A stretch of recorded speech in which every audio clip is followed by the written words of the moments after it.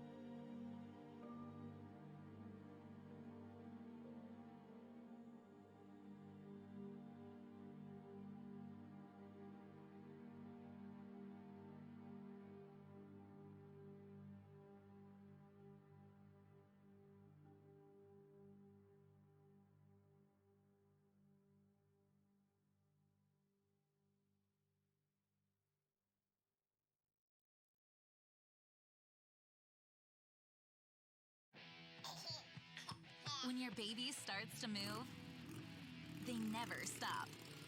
You need a diaper that can keep up. That's why we created Pampers Cruise.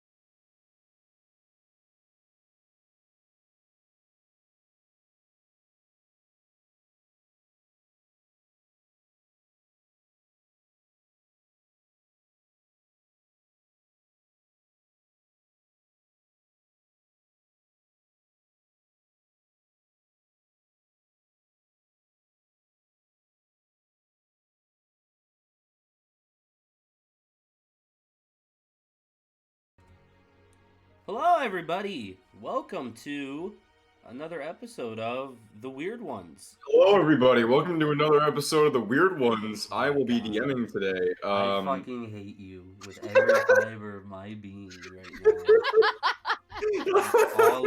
All of you, every single one of you has earned my ire today. Okay, I'll be good.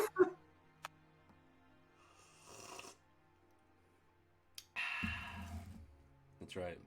I'm drinking my tea in anger. Anyways, hello. Yes, here we are. Back with another session of D&D. I'm excited. I'm excited for everybody to be here. Obviously, I'm the only one talking right now, and that's for a good reason, because we have to summarize what happened last session. So, the last we saw our unusual heroes was Alba waking up after suffering through a terrifying ordeal involving a Tarrasque. Having died and then seemingly returned to the morning before, Alba rushed to her friends, finding them alive and well.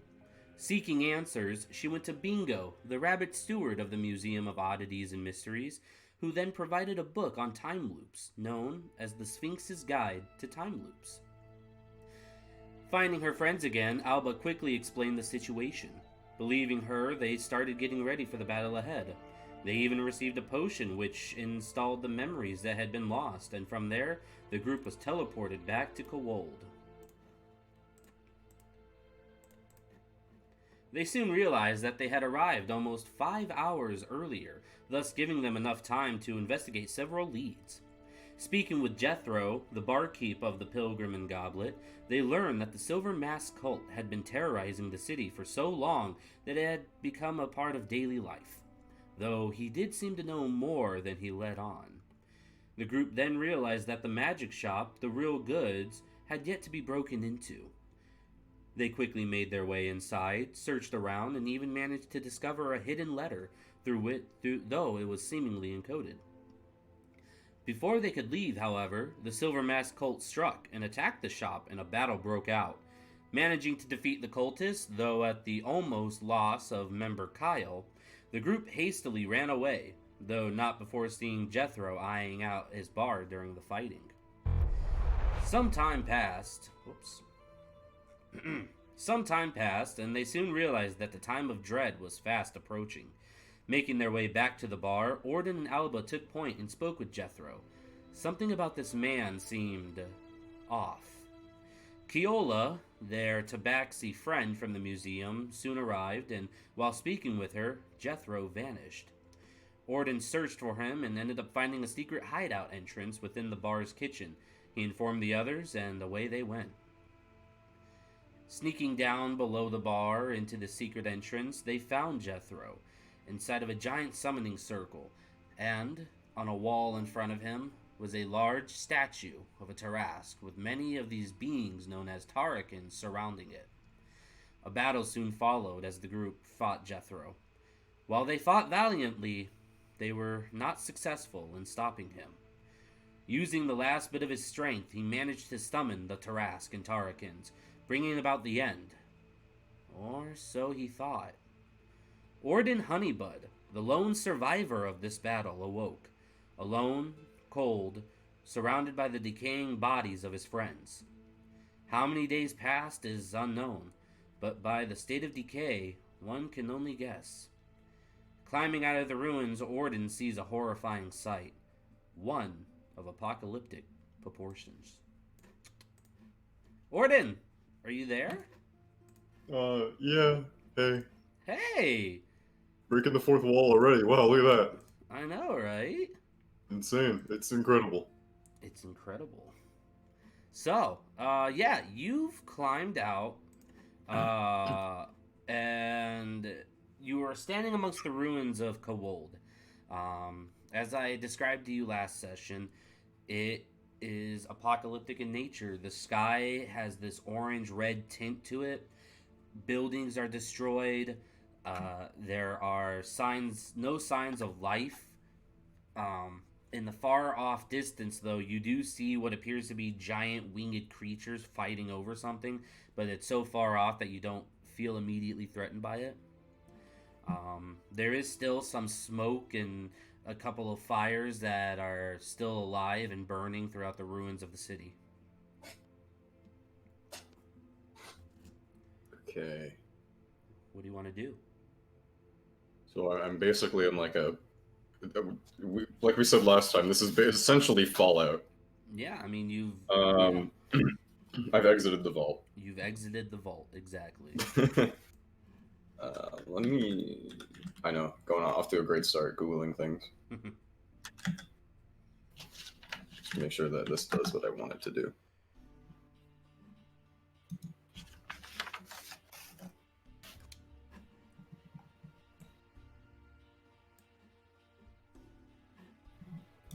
Okay. Alright. I'm going to start off by immediately just tightening my focus and using primeval awareness. Okay. And if you don't know what that does, it just senses if there are any like dangerous creatures around me, essentially. Alright. Like I think it's like within a mile. Within a mile?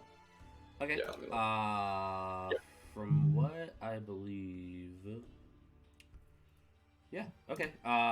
You don't sense anything dangerous around you right now. It seems like those creatures that you can see in the distance, they are so far away that they don't present any danger to you. And they do seem to be flying away from you. They're not flying towards you. Okay. Are they flying like out of the town or? Yeah, like they're out of the town. It looks like they're heading north of the map. Okay. And you are located to the south of the riverbed. I would say, looking at the map, you're about southeast from where the riverbed is. Okay. Orden, seeing that everything is kind of in ruins and he doesn't think he has the skills necessary to salvage anything of use, he's going to head south and head back toward Mercer and try and check out... Towards the museum? Yeah. The museum, yeah, because you guys went north from this museum to get to the town. Okay, so you start heading. Yeah. You start heading south. Right. All right. Heading south, you come across just a devastated landscape. From what you can guess, when the Tarask and the Tarakins were summoned, absolute chaos followed. You know, walking through before on your way to Kawold, you remember it being trees everywhere, green hills, and beautiful, and now it's just barren and desolate. A couple of hours into your walk, you don't encounter anything, but you do, a couple of hours in, you crest the top of a hill and you stop for a second as you see a giant battlefield laid before you. You see bodies of Tarikans, both the giant creatures that you saw climbing out of the riverbed, as well as bodies of what appears to be a lesser form of Tarakan. They look similar and they look humanoid, but more humanoid than the other ones. But they still have these patches of what looks like hard carapace shell like on them, and a couple of them, you notice their arms aren't arms, they're like the forearm scythes of the bigger versions. You also see that within this battlefield, you see bodies of humans, elves, both wood elves and high elves, dwarves, halflings, tieflings, goblins even. And from what you can assume, when this Tarask and Tarikans were summoned, it more or less everybody banded together to try to fight it. That's And comforting. from what you see, though, from this battlefield, they were not successful. Yeah. Sadly. And you just start making your way through the battlefield. Go ahead. Orden is very comfortable. Orden is very uncomfortable. This is kind of gross. Go ahead and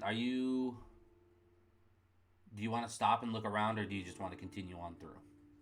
I'll give it like a once over. Okay. Go ahead and just do like an investigation check for me then. Okay. Low roll. That sucks. 7. Unfortunate. Okay. Give me 1 second, okay? All right.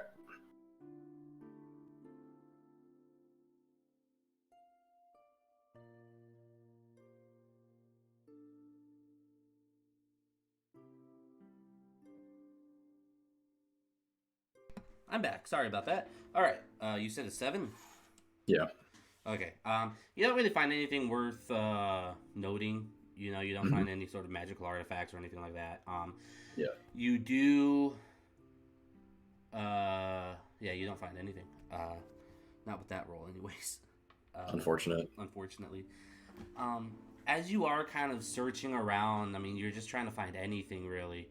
I'll say that you do find what looks like an old bag of rations. It's on the body of another high elf who's dead on the ground.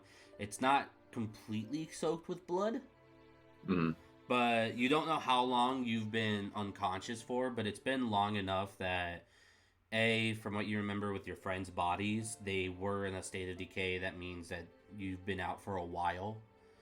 And by the fact that this battle happened, it would have taken time for the armies to gather. I mean, you can probably put yourself at about maybe a week and a half since the fight against Jethro. Okay. So the food's, it's still good. Okay, cool. But you get that. Do you take time to eat it at all? Yeah, he's feeling a little hungry. Okay. I'll eat a little bit, yeah.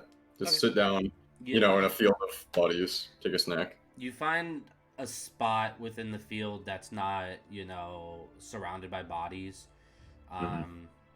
It's near what looks to be a dead tree, and you kind of just put your back up against it, and you sit down, and you start eating some of these rations. It's more or less. Do I still have my bandolier? Yes, you do.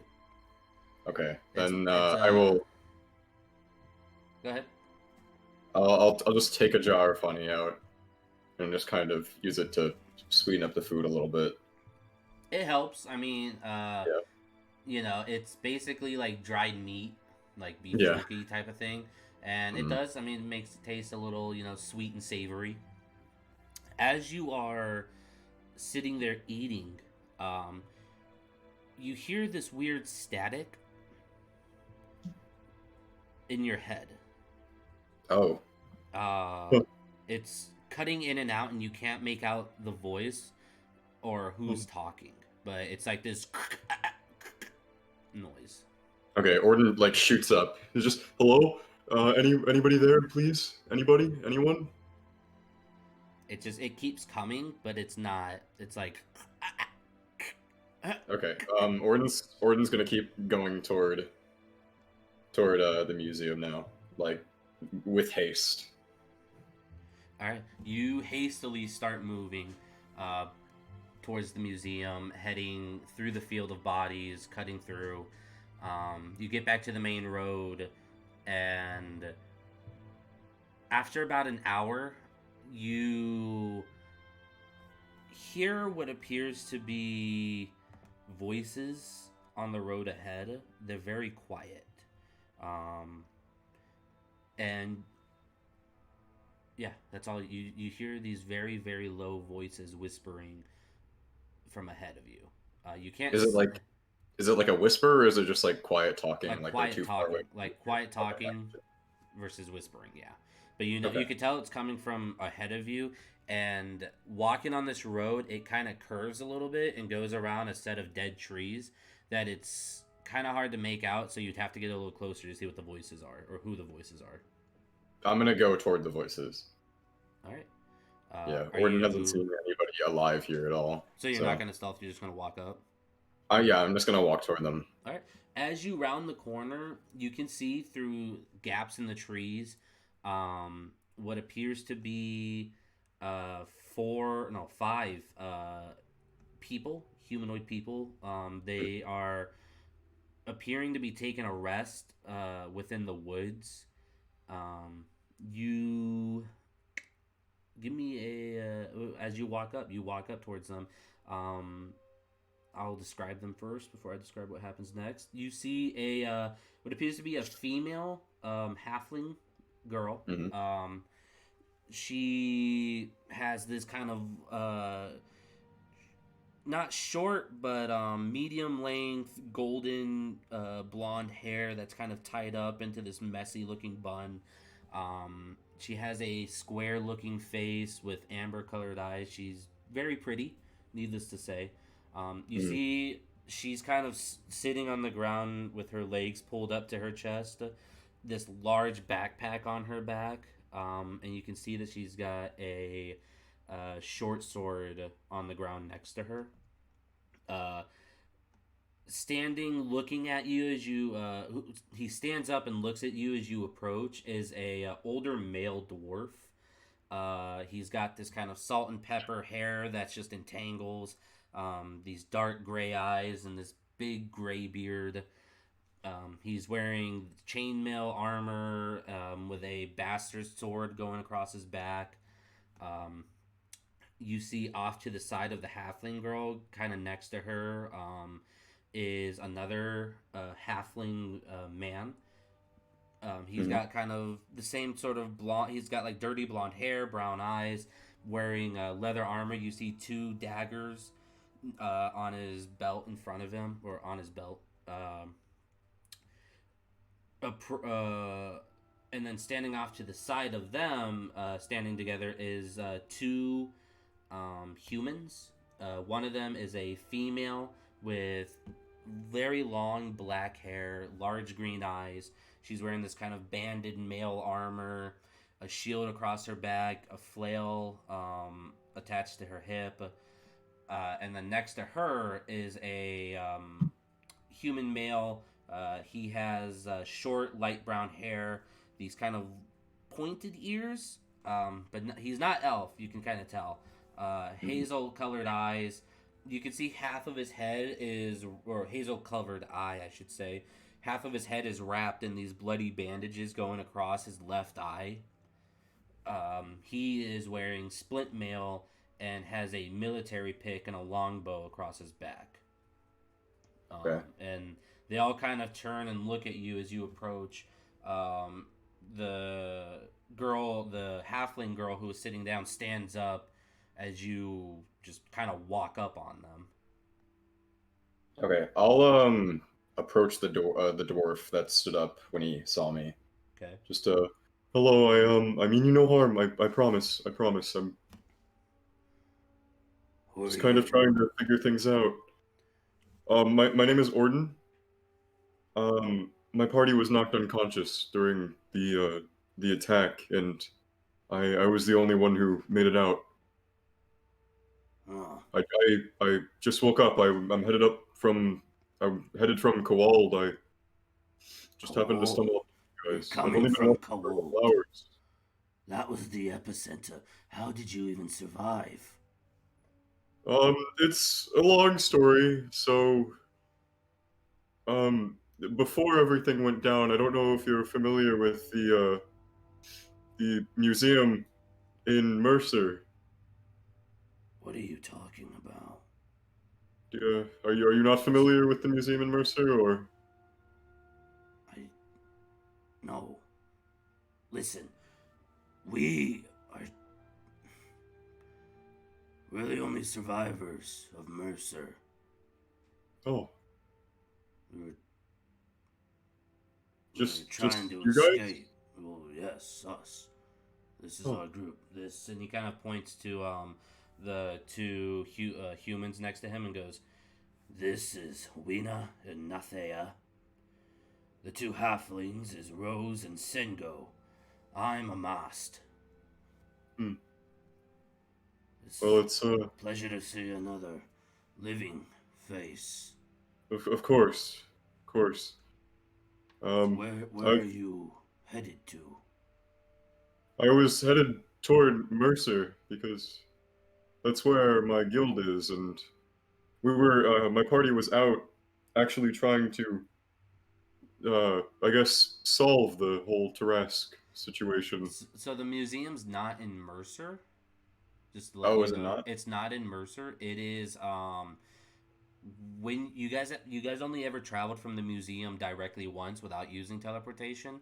The museum itself, last you saw, it was surrounded by an enchantment that kept it hidden from view, but it was at the base of the Elduin, one of the Elduin mountains. It was in, well, the portal at least was in those ruins, which were outside of Mercer, Yeah, the right? portals. Yeah, the portal was outside of Mercer. Okay, But from what you remember, the portal just kind of appears to whoever it like thinks is worthy. right.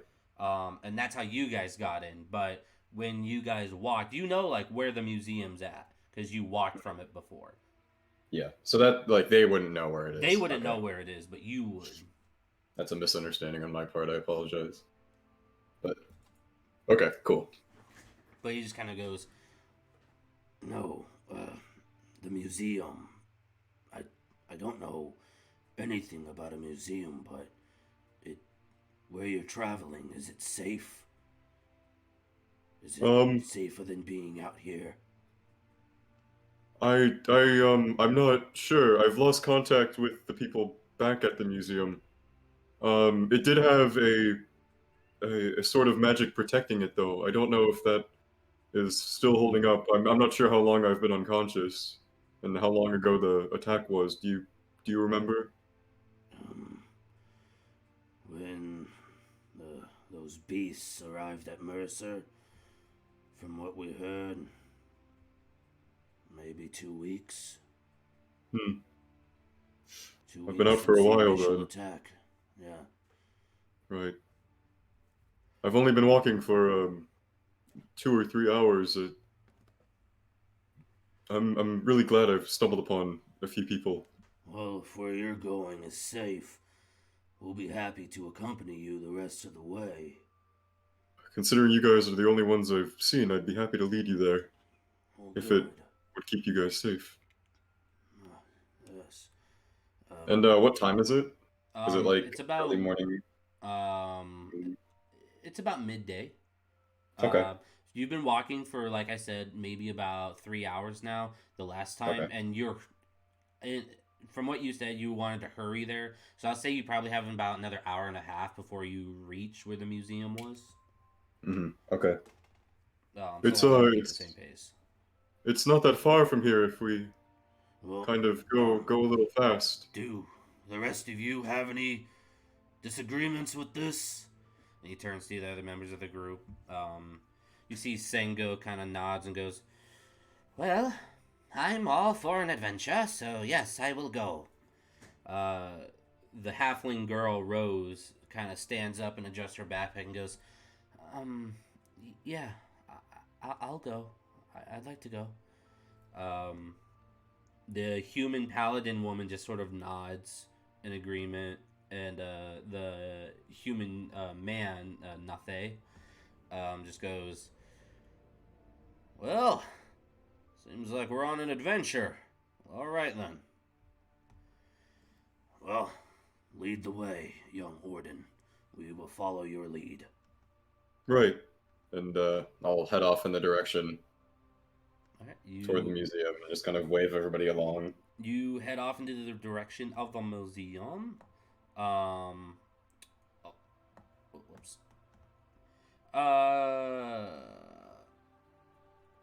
As you guys are walking, do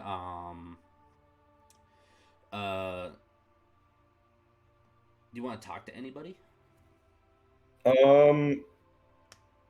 I'll give like a general offering. Just I found some rations on the way here, and I have a few jars of honey left. If anybody's a bit hungry. You see, Rose and Nathe hurry to up, like they like speed up and get next to you, and Rose goes, I really like honey. I haven't had honey in a while. If it's all right. And Nathe goes, yeah, I could use some honey. Of course, a jar for each of you then. Thank you. My family makes it. Well, used to make it, I suppose. I'm Oh, not sure where they're at now, oh, but I lost my family too in the attack. I know what it's like. And she just kind of takes the jar of honey, and you see her reach into her backpack, and she pulls out like what looks like a little scrappy spoon, and just sort of dips it in and starts eating the honey. Nathe grabs his honey and reaches into his back pocket, and you see him pull out like a piece of like beef jerky and dip it in and start eating it. Yeah, this honey's pretty good. Well, your family made some really good honey, my man. yeah, we were. I don't want to say famous, but quite profitable. I think. Well, the way Um, this gold tastes, I can definitely see it. Yeah, it tastes really good. I get honey from my mother with this bandolier. It's something of a magical artifact of sorts that lets my mom bring honey to me just to remind me of home. It she usually does it every morning, so if she's still around, I guess we'll find out tomorrow. Well, here's hoping she is still around. I hope so Too too. many people have been lost in this, so he just keeps eating the honey. He kind of falls back. Rose just kind of goes, "Well, thank you. I really appreciate it." And she just kind of smiles at you. Of course, yeah. All right. And she like backs up and lets you lead.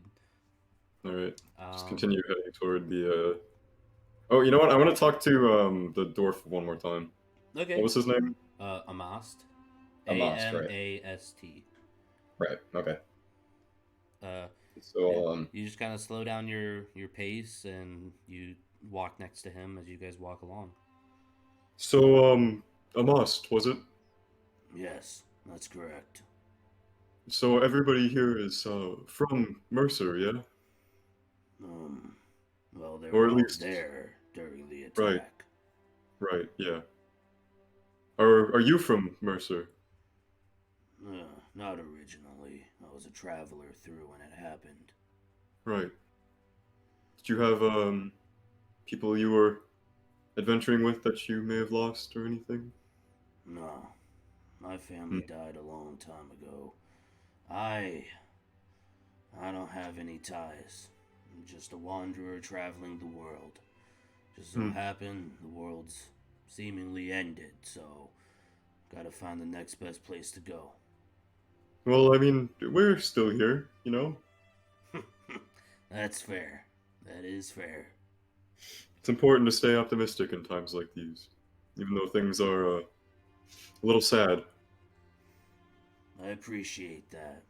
Well, hopefully this place you're talking of is a safe refuge. We've been...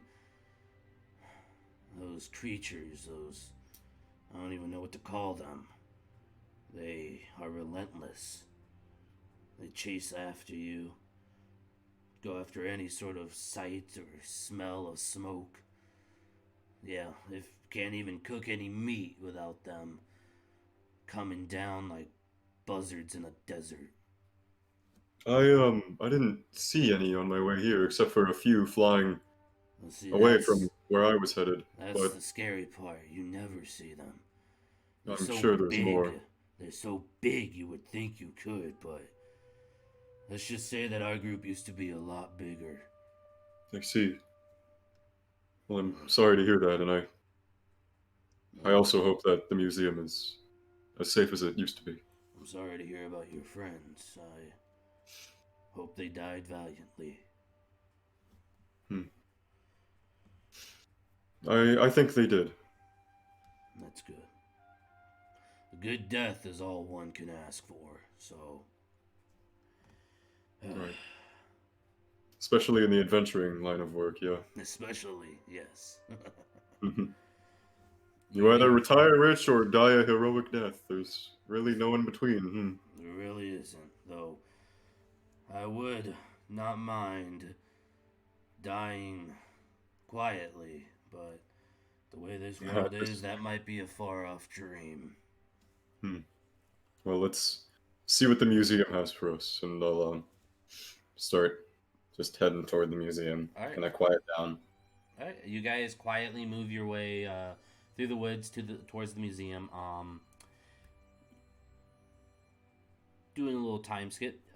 You guys arrive at the museum. As you clear through some trees, or dead trees, I should say, you see the museum standing before you, and it seems to be perfectly okay. Still intact. You see the large gates are still intact, and beyond that, it looks like it's all good. So everything looks okay. Can I tell if the magical barrier is still there? Do an Arcana check. Okay. That is a 13. All right. You see that the enchantment is still up. You see a slight shimmering going on. Okay. So as we approach, I'll turn to the people that I'm walking with and just say, so this is the place, and it looks like the magical barrier held up. So the place isn't exactly in ruins. I'm not sure. Well, remember, If anybody's still here. remember, the enchantment simply hides the features of the museum. It doesn't protect the museum. Okay. Because remember, when you guys left, it shimmered and turned into what looked like a cabin. Right. But now, as you're back, you see it looks like it's the museum. But the enchantment's still up, so you don't really know what's going on. Okay. I'll lead everybody inside, but I'll kind of take the lead. Okay. Taking the lead, you walk into the enchantment, and immediately you see the museum is destroyed. Oof. Not completely. There are large parts of the actual, I guess I would say, mansion, more so, but it's, like the museum still... itself, or more of the guild part? Well, because the museum's a mansion, essentially. It's, it looks like a mansion. There was a giant tower that stood tall, but it's since been completely destroyed and torn down. Okay. The gates have been smashed. You see, however, bodies of the Tarakans, both big and small, scattered all around the grounds. You see portions of the building, of the full, different portions of the walls and roofs have been destroyed and collapsed in. It looks like a big fight was put up here, though. Okay. You don't see any bodies yet of the museum members. Okay. So, yeah, I'll lead the group inside, but I'll take the front. All right. Taking the And front, you maneuver your way around the battlegrounds. Um, as you kind of, you have to move some rubble out of the way of the front door. Um, and it looks like somebody put a barricade up. And as you kind of climb over the top of the barricade, um, you look to your right and you can see Julie Speck. Her body hmm, is propped up against the wall, and you can see she has four of the giant scythe forearms of these Tarkans pierced into her body, pinning her against the wall, and she's just kind of hanging there dead. I'll uh I'll rush up to the body and just kneel next to her. Oh, Julie, I'm sorry. I wasn't able to keep everyone safe, but I made it out. I'm gonna try to keep everybody else safe, as many as I can. Um, And the other members of your group are all just kind of silent as they let you do your grieving. mhm. Um, do you continue moving on inward from there? Yeah. Continuing on inside, every now and then, light streams in from the holes in the roofs and walls, letting you see. As you enter into the exhibit hall, Mhm. you see uh, more of the Tarakan bodies all over the place, but you see Oscar, the zombie. Mhm. You see his body hunched forward, and he appears to be like in this almost like fetal position on the ground, covering something. Is he still animated? No. As Okay. you approach, he is very much dead. Okay. I'll walk up to Oscar as well. Oh, sorry, Oscar. I know you were good at what you did, even though I guess this is kind of your second time dying.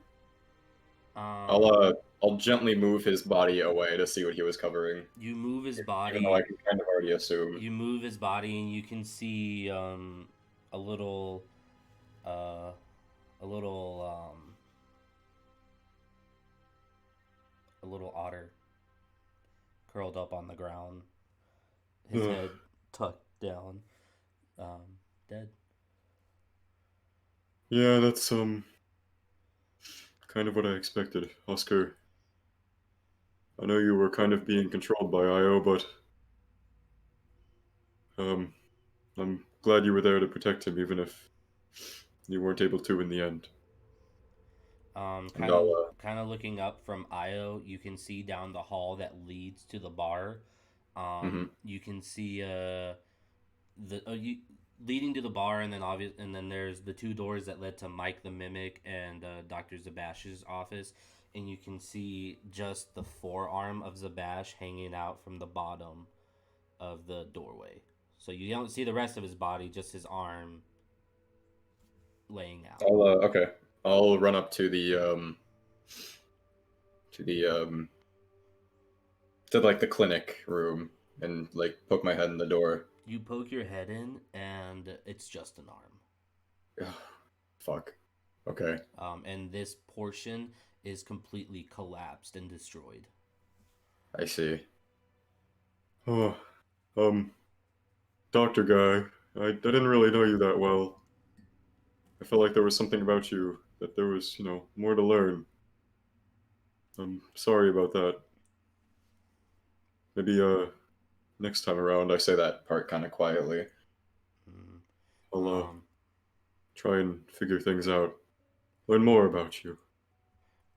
as you kind of are saying that, you look next to the arm, um, and you can see a pair of round, small glasses, which you recognize as Bingo the Rabbit's. I take them. You grab the glasses. Yeah. As you kind of grab them and are looking at them, you hear, Orden, something's coming. And you turn and you can see the other survivors are all weapons out in the middle of the exhibit hall, staring down at something. Can we fight this thing? We don't know what it is. Are you going out to them? Yeah, I'll ready my axe. You ready your axe and you run out there. You can see some of the dirt is shuffling and moving.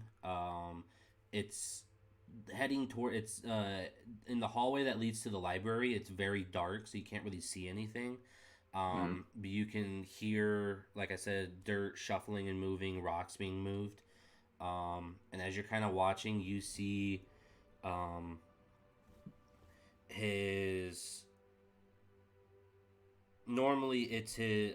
He wears a, very kind of nicely made suit. But it's been ripped. He no longer has the jacket, the suit jacket. His vest is kind of buttoned, but very dirty and grimy. He doesn't have his cane, and he's kind of leaning on the wall as he's walking. But it's Bingo. He's alive? He's alive, and he's kind of going, Master Orden. Bingo, where are you hurt? Are you hurt? Very much so. Where is that? You can see he has this large gash that it does very much appear like he got it days ago. Okay. But he hasn't been able to heal himself. I will cast Cure Wounds on him to see if I can't help him a little bit. You cast Cure Wounds, and his wound kind of, some of the gross pus comes out, but it like heals up. All the nastiness expels from it, and he goes, "Thank you." And I'll give him his glasses as well. He takes them and puts them on his little rabbit face and kind of looks at you. It is good to see a friendly face.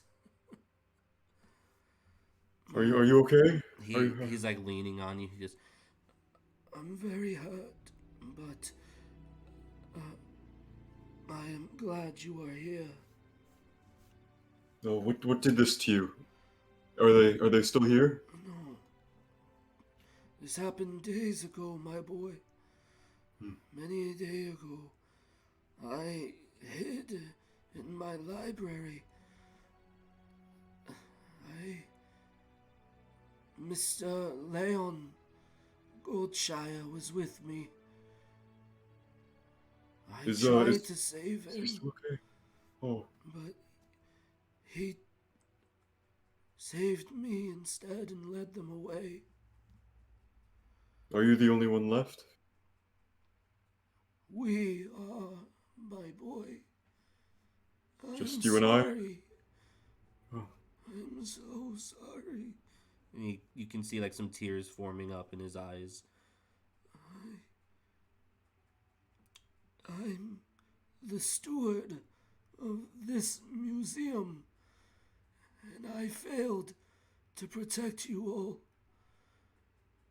It's okay. But you are here. Did Miss Alba speak to you about the time? Yes. We saw Zabash before we left before. I was able to remember everything about the first time. Very good. I did research while you were gone. And Did you figure anything out? Anything? I may have. I need to return to my library. My notes are in there. Can you help me? Yeah, I will absolutely let him lean on me and kind of... He kind of looks past you and sees the other survivors and kind of straightens himself while still holding his side and goes, Hi, oh my god, doing this voice sucks. Alright. Oh, I am most sorry. I did not see you standing there. Welcome. to the Museum of Mysteries and Oddities. Are these... These are they're the survivors from Mercer. Oh, From what I know, they're the only ones who made it out. very good. Good boy, Orden. And he kind of pats your shoulder. You are most welcome to stay here. Please, the bar is relatively intact and is safer than most of the rest of the museum. Please make yourselves at home within it. As the others put their weapons away, and he just kind of nods and goes, "Thank you. We appreciate that." And yeah, I'll gesture down the hallway and just the bar is just down there. You can take anything you guys need or want or anything you find in there. Thank you. Of course. If you need anything, please ask. We're gonna start cleaning up a little. See if we can make some sort of defenses, make this place more livable. And I'll meet you guys there in a little your bit. friends, the ones who fell, shall we dig a grave for them? Maybe. Yeah. That would be good, I think. Thank you. And he kind of leans on you as you help him to the library as the others go to the bar. Okay. Entering into the library, it is very much destroyed. Large parts of the ceilings are gone. A part of the wall is collapsed, letting a lot of light flow through. As you kind of walk through, Bingo just sort of points a crooked old finger towards a gap in the wall and goes, "Mr. Leon is through there. I did not have the strength to bury him." I understand. And you kind of help him to his chair nearby, and he just sort of sits in it, holding his side, and starts grabbing papers from nearby and stacking them together and organizing them. Are you going to go look through the gap, or are you just going to stay with him?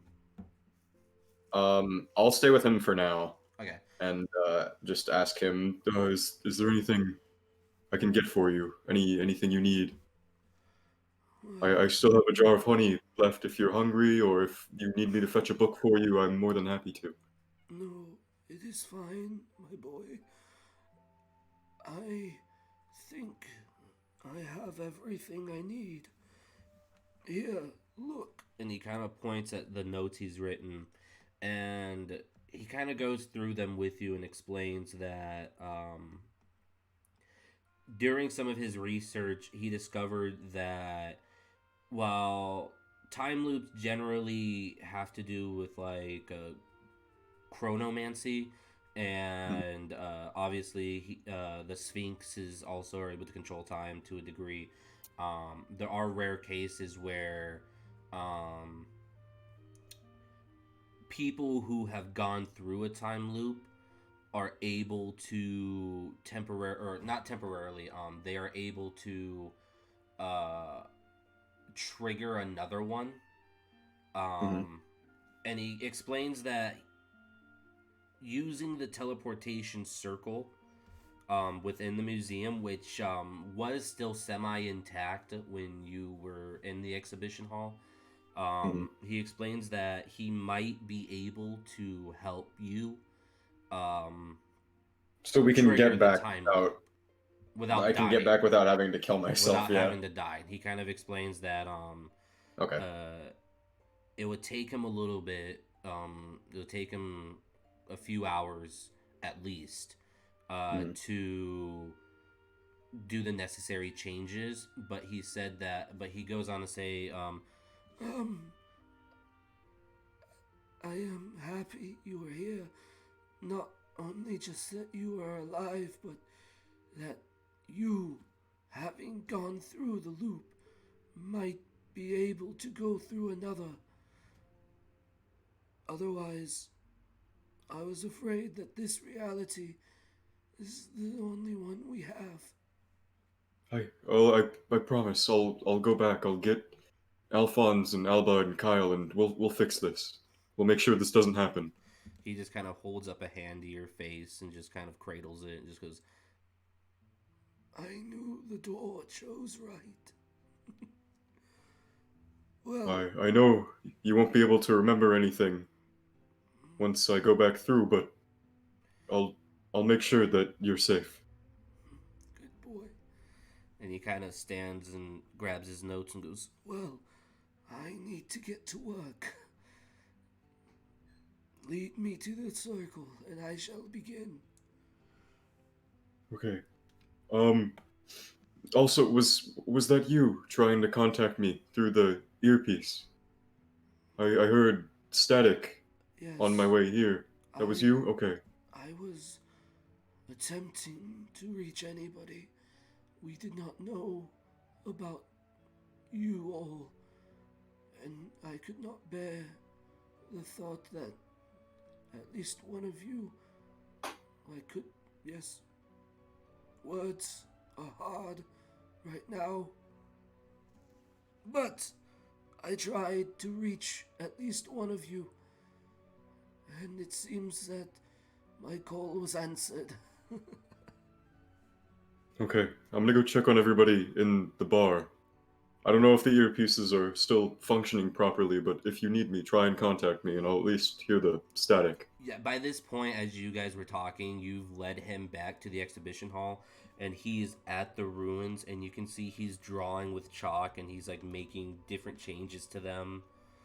And you kind of leave him there to continue doing that. Going into the bar, you can see that they've walking past Mike the Mimic's office, I guess you should say. Walking past that and kind of looking in, there's absolutely nothing in the room. It's completely bare. So you can guess either he left, got out, or you don't know. Okay. But walking down the stairs into the bar, it does seem to be in a state of disarray, but it seems more like nothing really came down here. The door is completely busted off the hinges, so you can guess that the Tarkans did come in here, but they didn't find anything and quickly basically left after not finding anything. Okay, as I walk in, I notice the bathroom door and just kind of quickly look at everybody's. Did anybody go in the bathroom? No. Okay, good. Very strange. And like Amass goes to like continue setting up his bed. You can see that like Winna, the human female, you can see she's talking to Nathe, but she's not talking with her mouth. She's doing sign language. And speaking to him, and then he's doing it back to her. You see Rose is kind of setting up her stuff in another corner, and then Sango, the other halfling, is drinking a broken bottle of ale. Okay. I'm gonna let everybody kind of get comfortable. I'm just gonna hang out. Can I try and head back up to my room and see if that's still okay? Yeah. Heading on out from there, walking through, Bingo kind of holds his hand up as you're kind of walking by, and he goes, I shall begin the ritual now. I do not know what will happen, but I can only guess that it will take a while. Take all the time you need. Thank you. And you see he goes and he sits at the tip of the circle. He closes his eyes and just kind of folds his legs and just goes quiet as he's kind of sitting there. You can't see anything coming out, like, going on with him. But you walk up the stairs. Getting to the second floor, there are gaps in the walkways. that lead to the room, or that on the banister, I should say. You are gonna have to jump. Okay. Across. Should I make like an athletics check or anything, or acrobatics or anything? Let me double check real quick and see, because I might have you.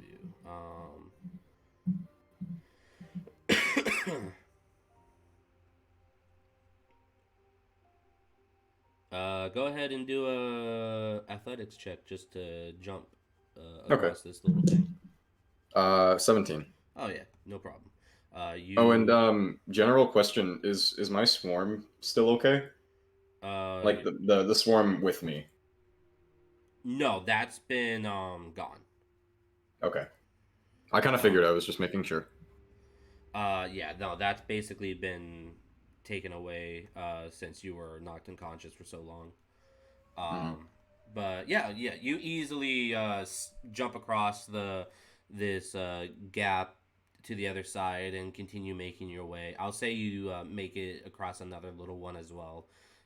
Making your way into the hallway that leads to the rooms, you can see the half, like this is a part of the building where it's completely collapsed down into nothing but rubble. You see your room is okay. Alba's room is okay. But Kyle's and Alphonse, their rooms are gone, and then the other rooms are gone. So only yours and Alba's room are okay. Okay. I'm going to go into my room. You go into your room, and it's not the sanctuary that it was before. You can kind of guess that the enchantment that was put on the rooms has been dissipated during the attack. So the room now appears just like a singular bedroom. There is a old dusty bed in the corner, a dresser, and that's it. Okay. And if I look into Alba's room, is it the same deal? It's the same deal. Okay. Orden is just glad to have a room still, even if it's not like the perfect room that he had before. Yeah. He's gonna head back down to the bar. Okay. Satisfied with that. You head back down to the bar. It seems like everybody's taking a rest right now.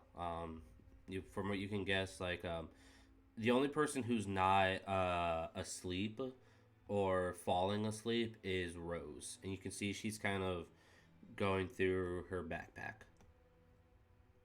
Okay. I will. I'll sit down. I guess I don't know if there are any like tables and chairs intact, but yeah, just kind of sit down near her. You kind of go and you sit down near her, and she kind of looks at you and goes, I really appreciate you bringing us here.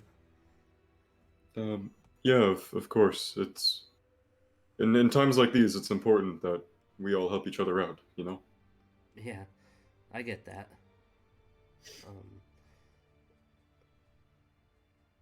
Would you like to see some of my stuff? It's a little weird. And she like kind of, you see she pulls out this little bag next to her and opens it up and goes, so I like to collect things, and it's not like anything in particular. It's just things I think are cool or interesting. And you see she pulls it like this, and it's like a little like thimble. She's like, this, I kind of thought it was cool. She like hands it to you, and then she goes and picks around and goes like, this, and it's like a little bobble. She's like, and like she shakes it and makes like a little rattling noise. She's like, I thought this was pretty cool too. I know. Orden just kind of like smiles and looks over the objects as he's handed them, and then hands them back to her after he's done. We'll say for time being, you more or less take a long rest during this time. Okay. Yeah. You guys kind of talk back and forth a little bit. She ends up falling asleep after about an hour, and then you're gonna fall asleep, I assume, or no, you're. I want to. So you don't. Yeah, I want to check on Bingo real fast. I'm not gonna like interrupt him or anything. I just want to like just look and make sure that he's still or he's like Okay. doing his thing or Yeah, whatever. you go and you check on Bingo. He's still sitting there, eyes closed. Mm-hmm. If you want, you can do an Arcana check.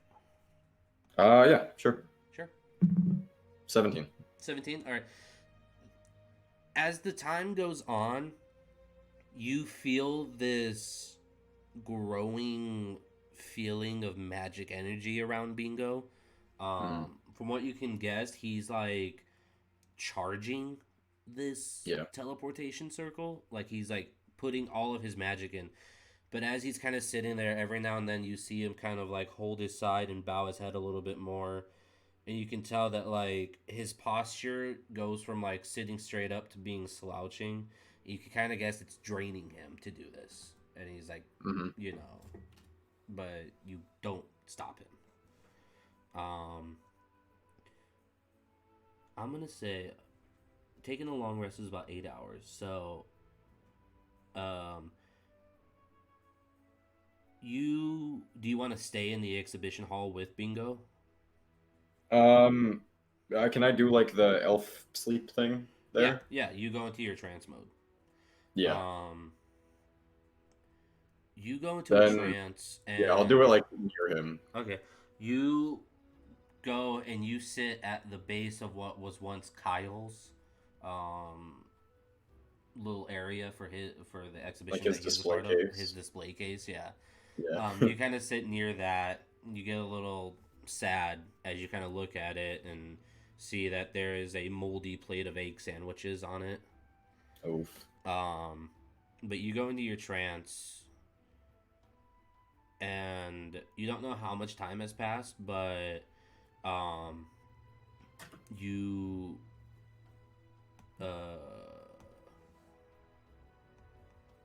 give me 1 second.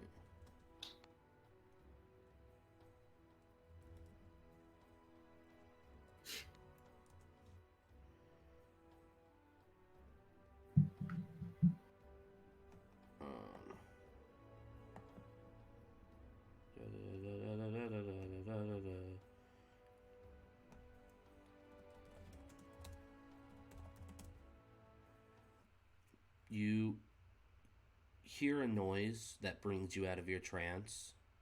Mm-hmm. And it's nighttime now. And kind of looking around, you don't see anybody, but you know you heard something. So is Bingo not there anymore? Bingo is still there. Okay.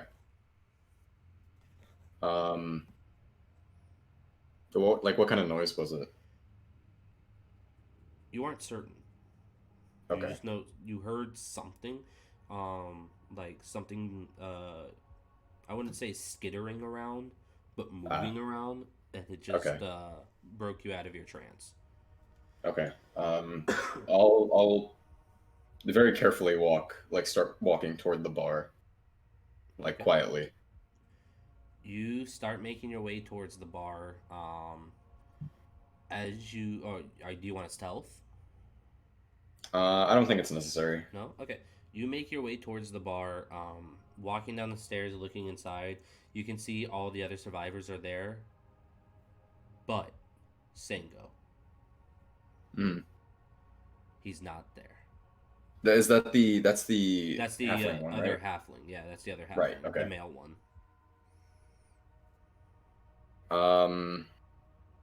Was he talking with anyone before, like when I had first seen them? Or was he the one? Was he the one that was standing by himself?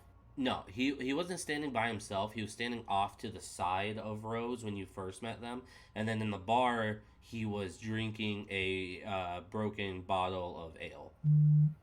Right.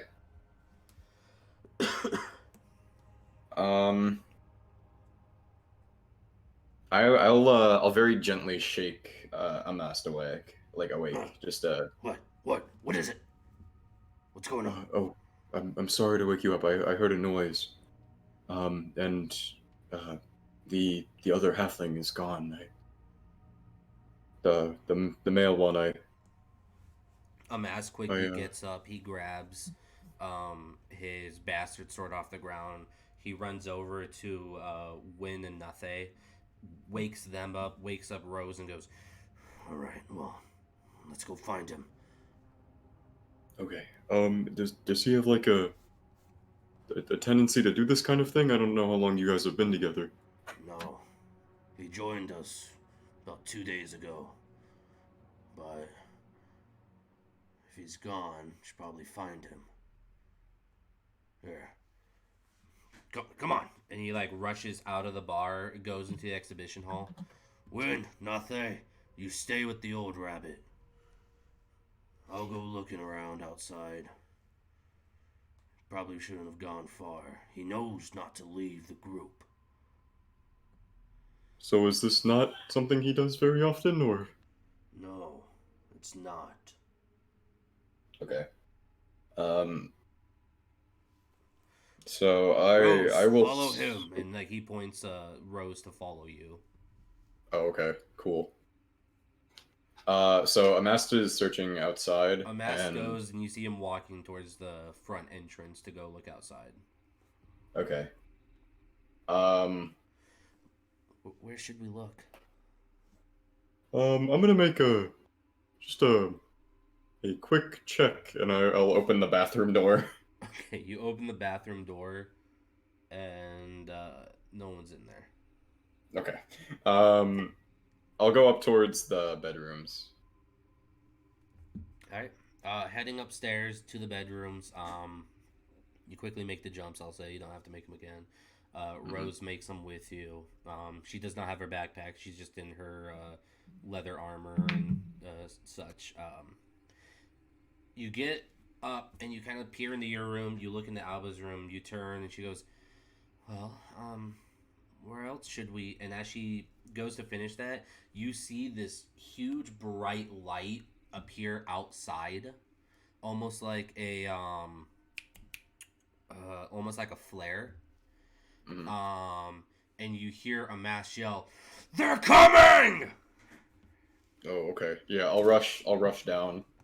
Is Rose armed? She had a short sword, yes, right? She does. She has a short sword, and she's got a dagger on her hilt. Okay. I'll rush downstairs and rush outside. Alright, you rush downstairs. You rush out the front door. Rose is following you. Going out there, you can see. Well, give me a perception check as you run out the front door. Okay. Okay. That is a 6. 6. Yeah. All right. Unfortunately. As you run to rush out the front door, you don't see anything. You get out the front door, and you see Amast is pulling out his bastard sword, and you see him take a swing at what appears to be one of the smaller Tarkans. Mm-hmm. And you can see just past the gate, 5 of the smaller humanoid Tarkans go and come rushing over the gate, running towards Amast. Amos, what's going on? Fight, idiot! And he like takes a swing. Okay, sounds good. I'm sorry, that was mean. No, I understand. It's a tense situation. Go ahead and roll initiative for me. 19. 19? Alright, so you're gonna go first. Awesome. Okay. Yeah, go ahead and you are standing at the entrance.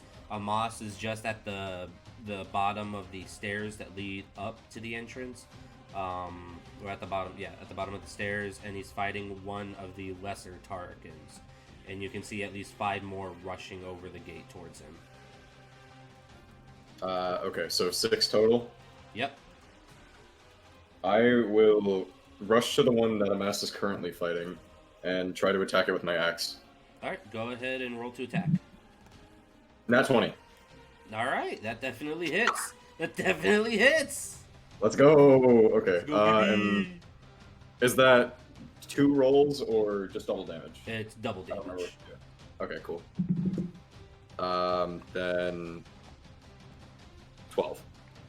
Alrighty, 12 total. Very nice, very nice. Or is it double after the modifier or double the dice roll? Double after the modifier. Okay, then 14. 14 total? Yeah. Alrighty then. You rush with your sword and take a swing at it. You slice it across its chest. It goes and turns towards you. Next up in the thing is a Moss. He's gonna also take an attack against it. Let's go, baby. Oh, and that's gonna hit.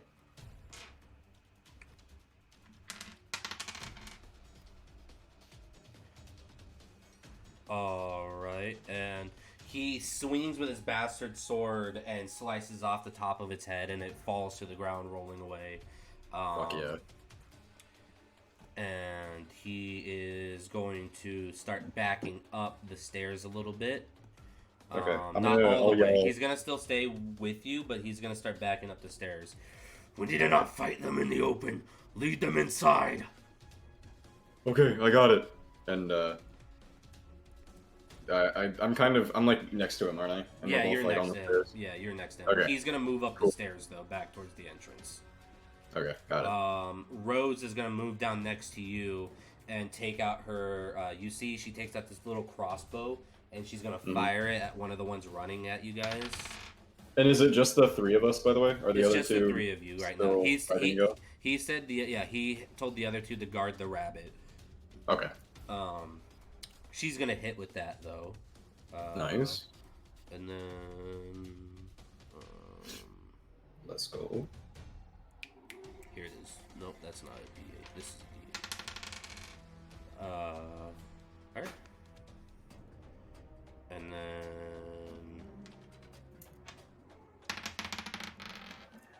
and it fails that, so let me go ahead. Sorry, Rose has a special thing. Charles rolls dice for an hour and a half. Let's go. Shut the fuck up. 6, 12.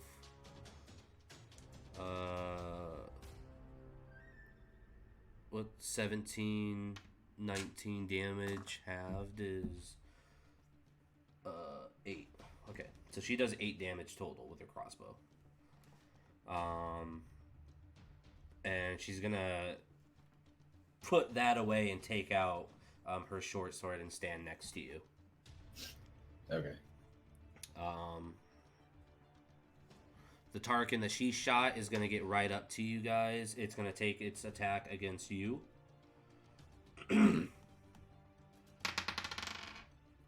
That is 16.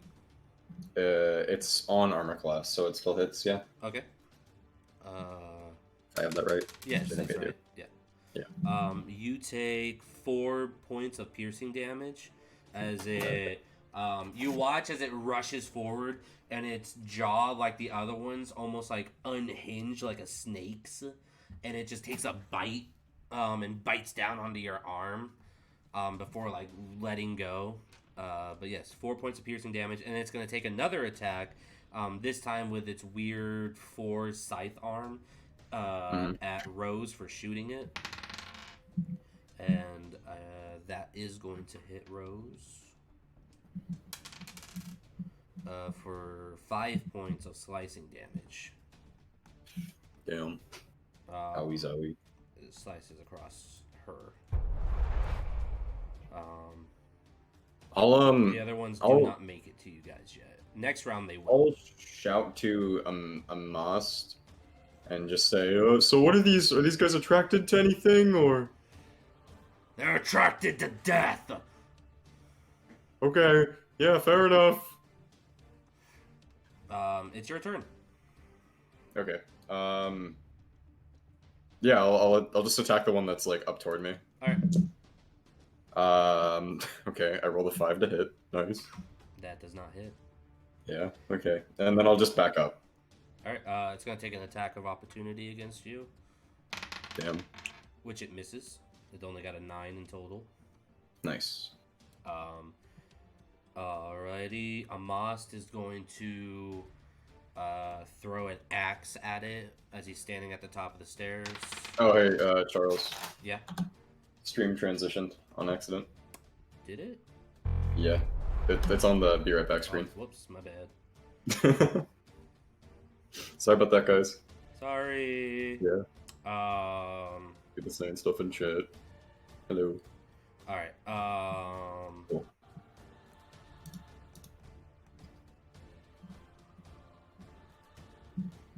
There we go. Should be all good now. Alright. Next up, oh yeah, Amos threw. He whiffed it with his axe. Rose is going to take an attack against it. What's 9 plus 6? 15? 15. Yeah. Oh, she hits it. Baby! Nice.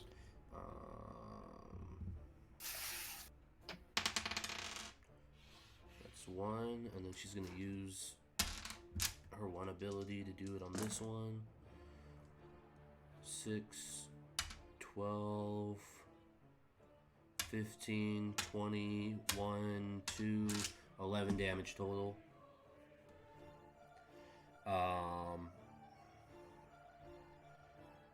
Alright, and it is still alive. Okay. And Rose is gonna run from it up the stairs to you. It misses her. She runs up to you. Amast runs inside the building. Tarakin is going to rush up the stairs, attack against you. That is 14. Thomas? That does not hit. Okay. Sorry. 14 misses. It's going to take another attack. Okay. 19. Yeah, okay, that hits. That hits.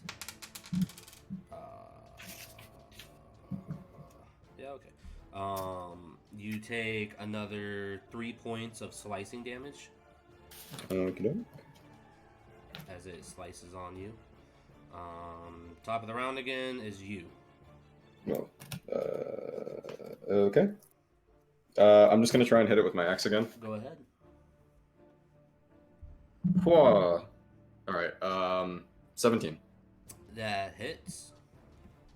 Okay. And does it look hurt at all? Yeah, it's very hurt. Okay. 10 damage. That'll do it. Or You 12, actually, but you know, whatever. you take your sword, and as it rushes to bite you again, you shove it through its mouth. It is an axe, you fool. It's an axe. That's right. Well, you take your axe and you swing your axe, and you catch it right in the mouth. You don't fully bisect its head, but you catch it, and then you kick it down the stairs, and it tumbles down and hits the other ones, temporarily stopping them for a second. Are you moving inside? I'd say you have enough room to move inside and get to... How many are left? There are 3. Okay. Because I'll move 2 are dead. I'll move like just inside. Alright, you move just inside the doorway. You see Amast. He is already in at the end of the hall in the exhibition hall.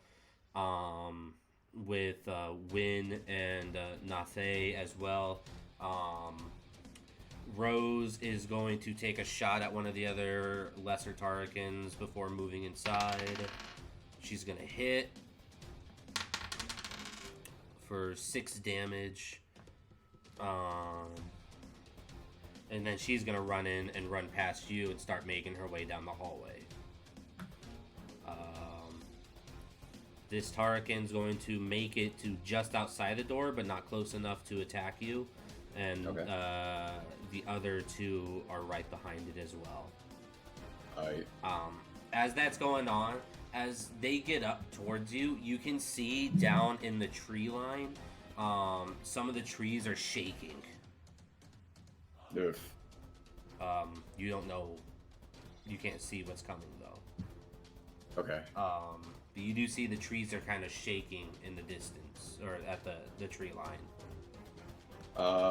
Top of the round is you. Okay, are the doors still on their hinges? No. Like the front doors? Okay, I didn't think so. There was a bunch of rubble that was in the way that you guys moved out of the way to walk in through the front door. Do they have, like, visible eyes? Looking at their face, their eyes aren't visible. Okay. They have, like, this weird, like, growth over, like, the top half of their head. Kind of think, like,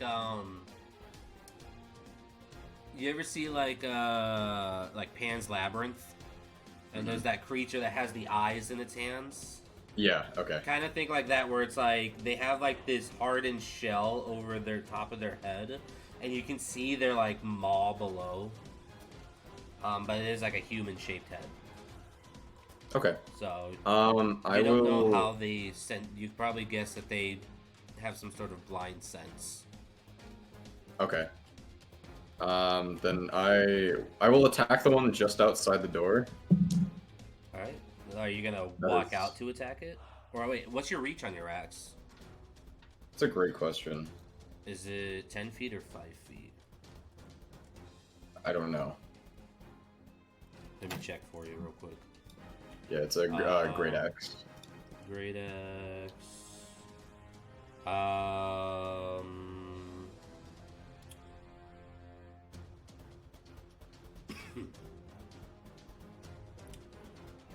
It doesn't say. Cool. So I guess we're gonna go with 5 feet. So can I hit it from where I am now or no? You'd have to move forward. It didn't get it. You got inside the doorway. It didn't have enough movement to get inside the doorway. Okay. Yeah, I'll step out and attack the one close to the door. You step out. You go to attack. Go ahead and roll. 21. That definitely hits. This is also the one that Rose hit with her, so it does already have some damage on it. Okay. It's kind of arrow poking out. Damage is 8 damage. Alrighty. Do you want? And then I would love to move. I just want to move as far back as I can. Alright, it's gonna take an attack of opportunity against you. Okay.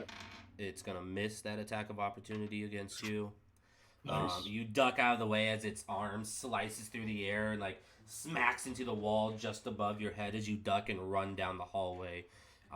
You move past Rose into the exhibition hall. Amast runs, and it's his turn now.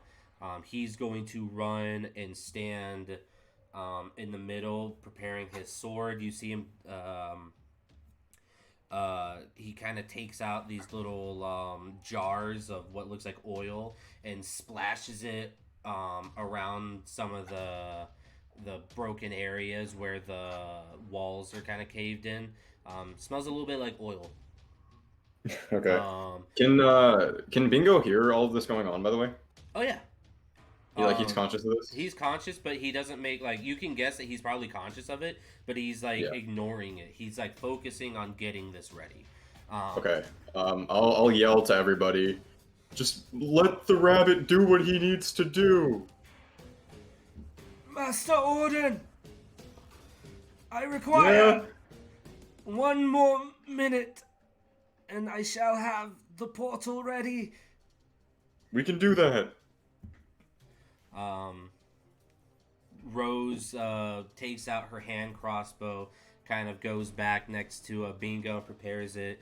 Win and Nathe move forward past Bingo to stand in the middle of the hallway.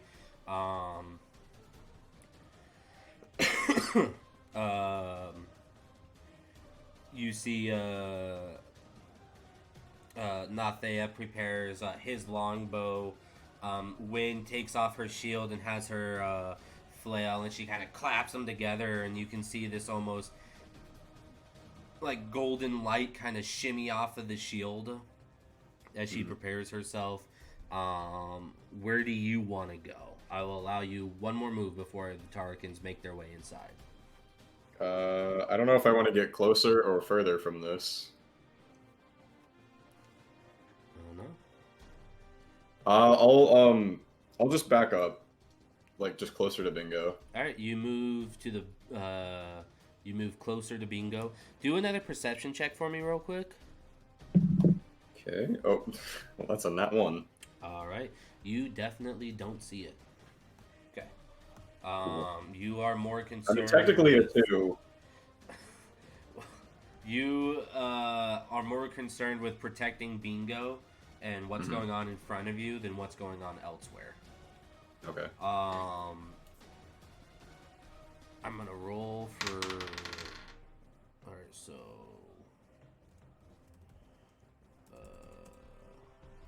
Win goes after this person. Whoops, that rolled off the table. And Nathe goes last. All right. We're just gonna go to because everybody's basically gonna hold their actions. Are you taking out your longbow at all? I'll keep my axe out because I Okay. have no idea what's going on. Okay. The Tarkans are going to rush through the front door into the exhibition hall. As they enter, Win and Rose are going to take shots as their prepared actions against the Tarkans. Mhm. Win is going to miss. I mean, not Win, Rose. Rose is going to miss, and Nathe is going to miss as well.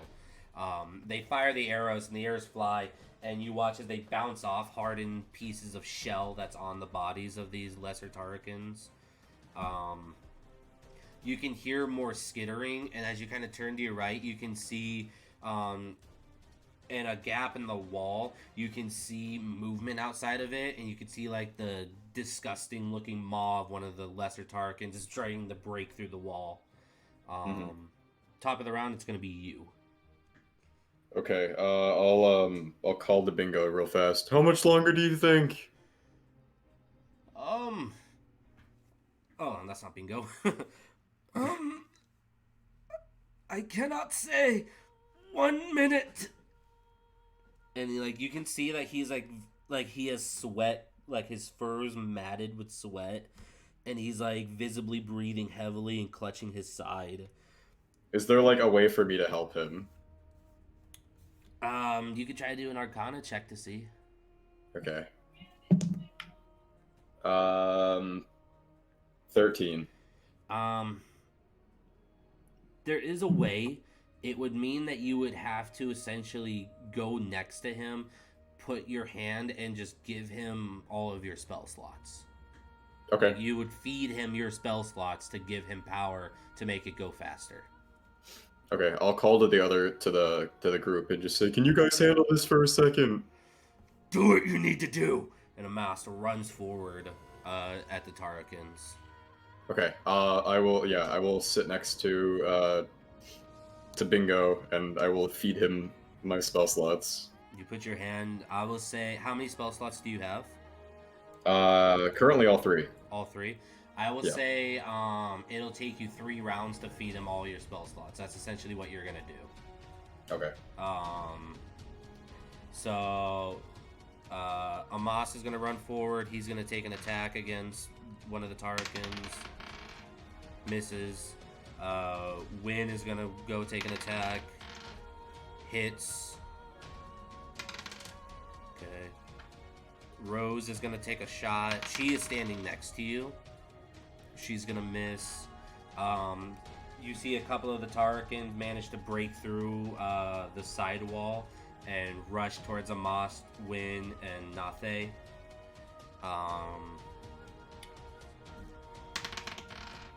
Hit. Miss. Miss. Hit.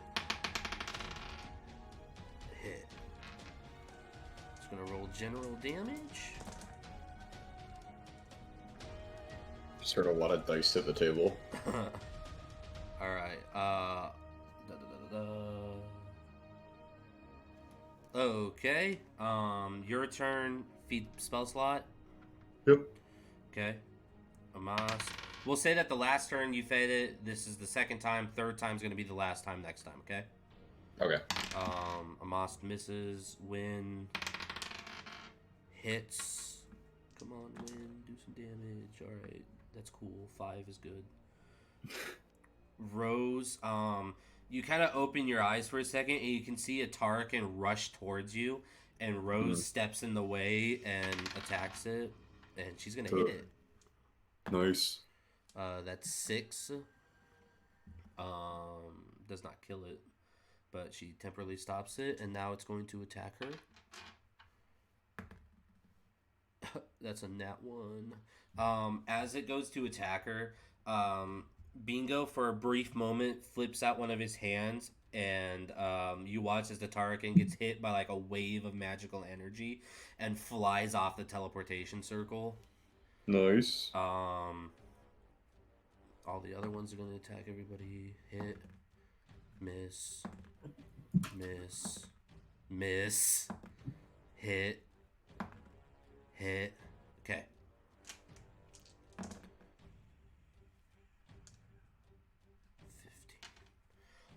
You watch as Amos gets bitten on his neck and a chunk gets ripped out, and he starts bleeding out.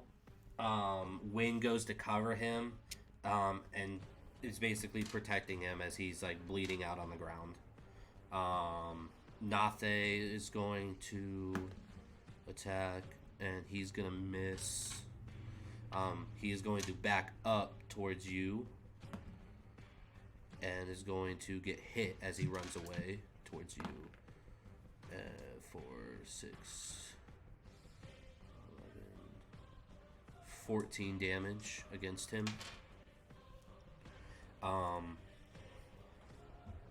Top of the round, you feed your last spell slot to Bingo, and his eyes open, and they glow this like pale blue, and you watch as the runes on the ground start to light up. You can tell that he's in like the final stages of it now that you fed all your spell slots to him. Okay. He doesn't say anything. He's like completely in it. Okay, then I'll call to the group. Everybody out of the way. Okay. And Nathe will make sure he's not on the teleportation circle. Rose is next to you.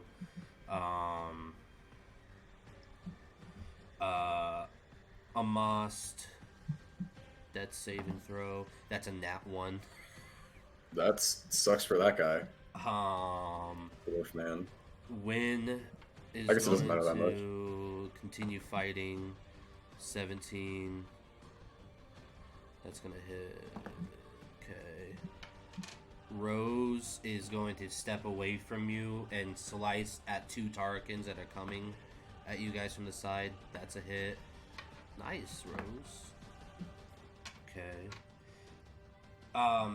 As you kind of stand up and look around, you can see there are like, it's almost like this horrific sight as like you can see like these four-arm scythe-like arms stretching through like different holes in the walls, tearing down the walls, almost like bugs crawling like out of a hole. And you can see breaking through the front entrance and working its way down the hall is what I call a Tarican Prime, which is the giant ones that you guys tried to fight at the riverbed, and it's like comes barreling through and just goes right in front of Wynn, who looks up, her eyes kind of widen in fear. Nathe will yell for her and rush down towards her. He is going to take an attack against it and completely misses. Damn. Your turn, Orden. Okay, I'm just going to position myself like inside of the teleportation circle. You position yourself inside, kind of watching. You can still take an action. It's not done yet. Okay, then I will draw my longbow and try and fire at the big boy. Go ahead and take an attack against it.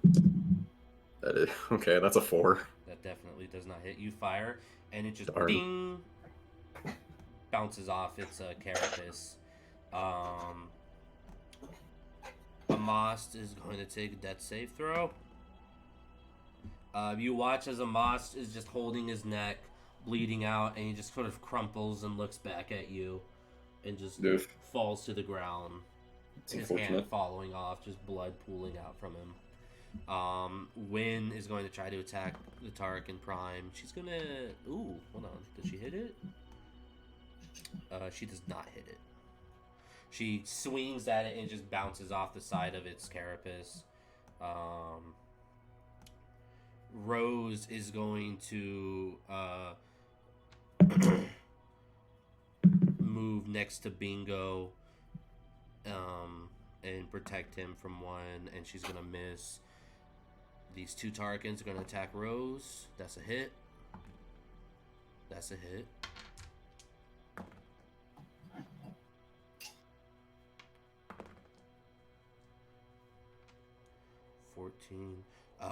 Rose gets taken down behind you. You watch as they just like slice her arm, the back of her leg, and she falls to one knee, swings wildly, and the other one pierces her shoulder, and then another one pierces her stomach, and like they start leaning in to bite into her. The other Tarkins are all just gonna keep fighting.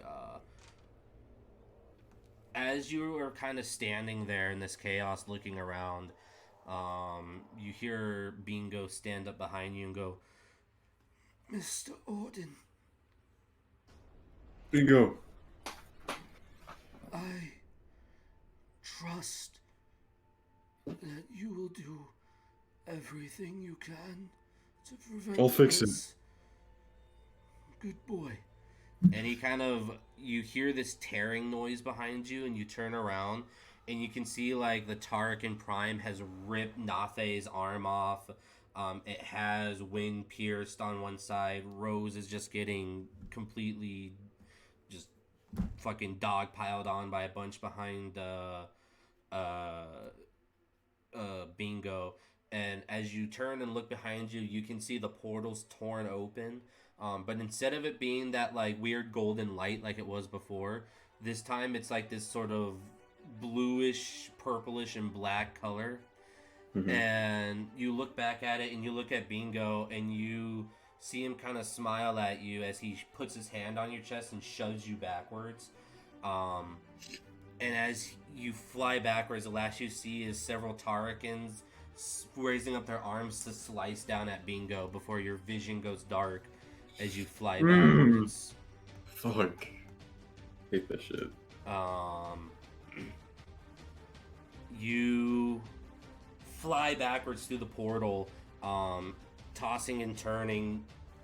You hear voices from your friends, from allies. Bingo's voice. You hear Rose's voice saying how much she is happy that you helped them. And what we're going to do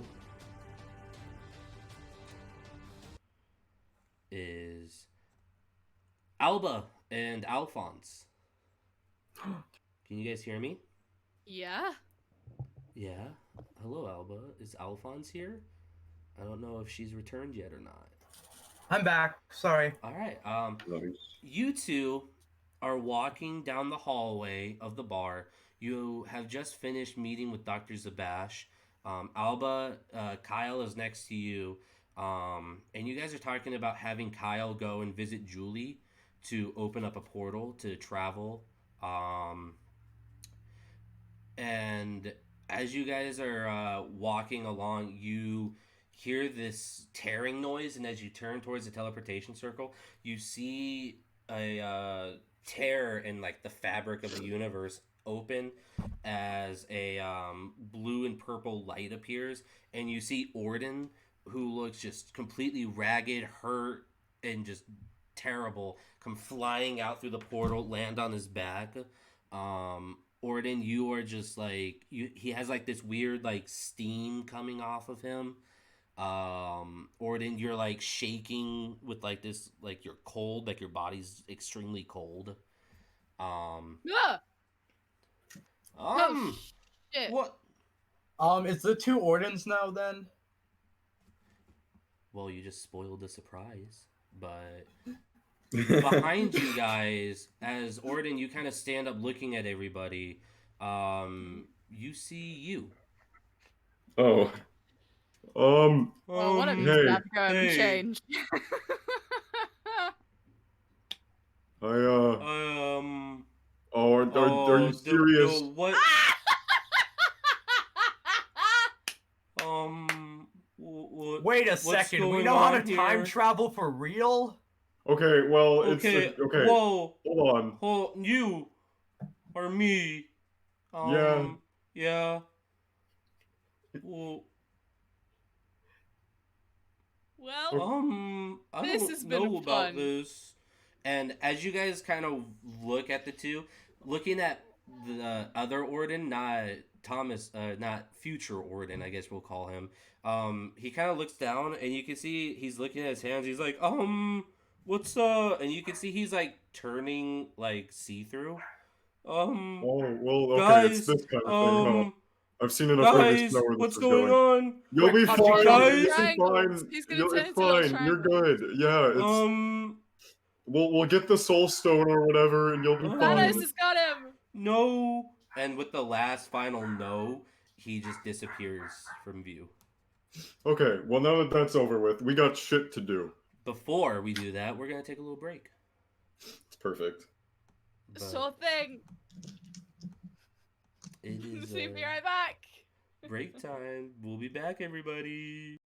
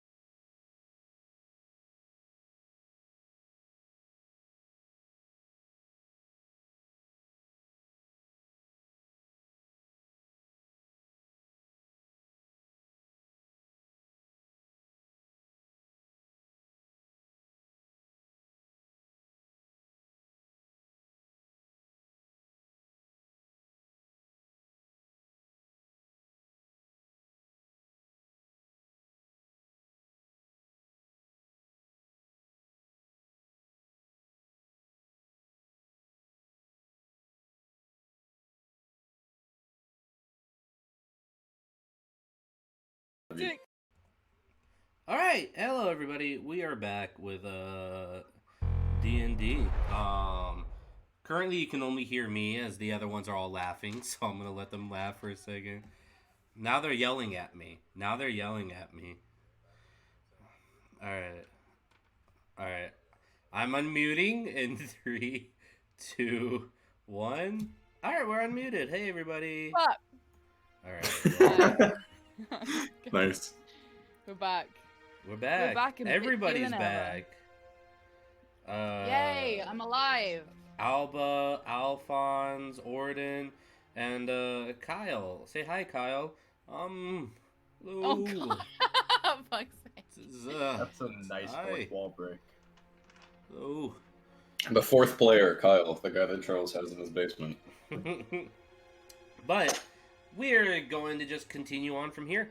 Orden, you saw past you disappear into the void, never to be seen again, more than likely. Not the weirdest thing I've seen. Alba and Alphonse, you've watched Orden disappear, and now there is a, I wouldn't say older Orden, but he's a bit scruffier looking.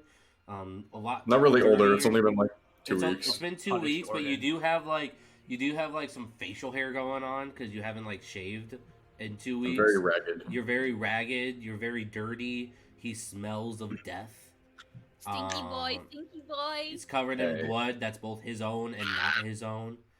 Yeah. Piss. I don't know about piss, but I'm all about piss. yeah, Orden, you're there. Howdy. Right. I ended it with "we got some shit to do." Yep. You're gonna have to be a bit more specific than that. You look like you've been through hell and back.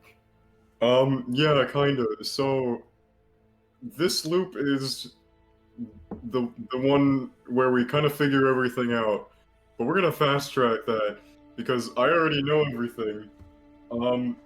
Yeah, we gotta get to Kowald. Okay, I trust that 100%. What do you I think, could have Alba? told you that. Well, okay. So wait, are we talking to the old Alba or the baby Alba? Not Alba. Hello, I'm Alba. Are we talking to the old Orden, the one that's been through hell, or the We're- one that's this Old We're morning? talking, New we're Orden's talking the gone. punished Orden. Yeah, New Yeah. Warden died in a paradox death. The New Orden's gone. New Yeah. Or Old New Orden. Orden. Old Orden, my bad. old Orden. Old As in, Orden like, Old The one that went okay, through the okay. and... We're using the worst words. Okay. Future Orden is still alive in front of you. Past Orden is dead and has turned into the void. He disappeared in front of you guys. And it's in hell. Yeah. Okay. Yeah. Cool. He used to be present Orden, but now he's past Orden. Yeah. Okay. Because Okay. the future Orden is now here, and future Orden is now present Orden. Okay. Okay. This Got makes it? sense now. Okay, I'm good. Okay. Right. So, yes. Well, considering what we've been through, I would say, yeah. I trust that. We have a bunch of shit to do today. Have you got anything new that we wouldn't have known beforehand that you can lay on us, bud? Yeah, Um, I do. Shoot. okay. Do you just want to fast travel through it, or do you want to go through it all, Orden? I'll explain it to them, and then we can just kind of head to Kowald. Okay. Orden quickly explains everything that happened. He No, explains. no, Oh, let you- him do it. You want to do Oh, it? Oh, yeah, okay. yeah, I'll do it, I'll do You'll it. do it then. You go ahead. Dude, Okay. you rap. So, basically, what's gonna happen is we're gonna go to Kowald today. We're gonna investigate a shit ton, and we're gonna figure out that it's the bartender, and he's a nut job, cultist guy, and then we're gonna Jethro. kill him. I don't know. Do we know his name yet? Maybe. I don't Yes. know. You Okay, guys, cool. you guys don't know his name yet, Alba. What? It's only your second time. You didn't learn his name until the second time around. Yeah, we've been. You were there once, but you never asked him his name. Yeah, we don't remember the loop we just did, Ivy. We don't remember that. But we went to Zabash's. You went to Dr. Zabash so that the others remember could the get, first- to get yeah, so your that- memories back from the first time you went through. But you don't remember your second round through when you remember when you this is guys went before to we beat the second time. Yeah, this is before you guys went through the second time. So So we lost Alba, all of that. yeah, Alba, in your memory, You just remember the first time you fought the Tarascan Tarkans. Oh, come all that. on! You don't remember anything that came after. This is Orden was sent through. But I'm getting you up to speed, Yeah, so it's okay. Yeah, he's getting you up to speed. I took so many notes. Same. Go on. Go on. That's fine. Let's go. Yeah, this Okay. campaign is a note taker's worst nightmare. Yeah. Okay, so we're gonna go to Kowald, we're gonna investigate around, we're gonna figure out that the bartender is like a cultist nutjob, we're gonna kill him, but then you, Alphonse, and Kyle are gonna die, but I'm gonna live, come back to the museum, find Bingo, and then reset the time loop without dying because Bingo made a portal for me. We should probably talk to Bingo eventually, it's not that big a deal. Let's go to Kowald and kill that cultist guy. How hard was he to kill the first time? It was pretty difficult. Alphonse got put into like a pocket dimension. The banishment spell must actually be a powerful caster then. He's pretty heavy. You guys don't know this, but the second time around we figured out that he's like an ex-adventurer.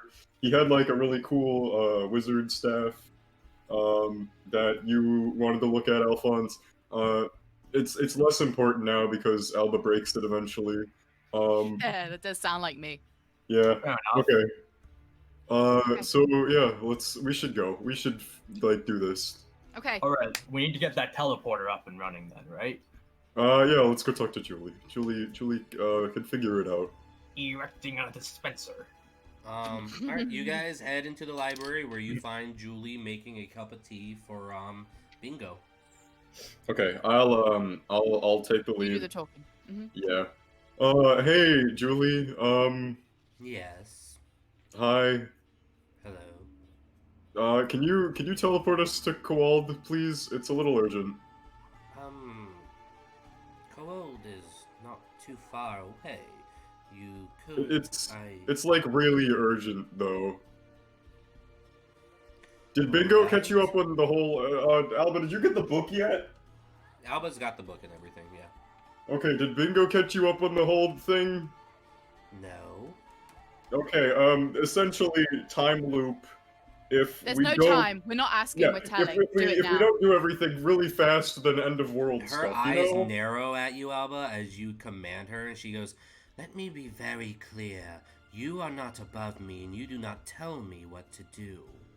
Okay, but Do we you really understand love me? you. Do and- you understand? Eat Okay, my dick. Give us a portal now, or this isn't happening. we You're got gonna some die. angry Everybody words. dies. Okay, can you guys shut up? We kind of have more important things to deal with. You see Kyle's just kind of standing between, looking at both of them, just like... You can argue after we figure everything out. Right? Yeah. I'm not dealing with this. You do it. Okay. Hi, Julie. Sorry about that. I didn't mean to be that direct with you. I really do appreciate the things you do for me. I know you're not the biggest fan of the whole Orden guy, but just could we go to Kowal, please? Do a persuasion check. Okay. Bitch. I didn't say that out loud. 16.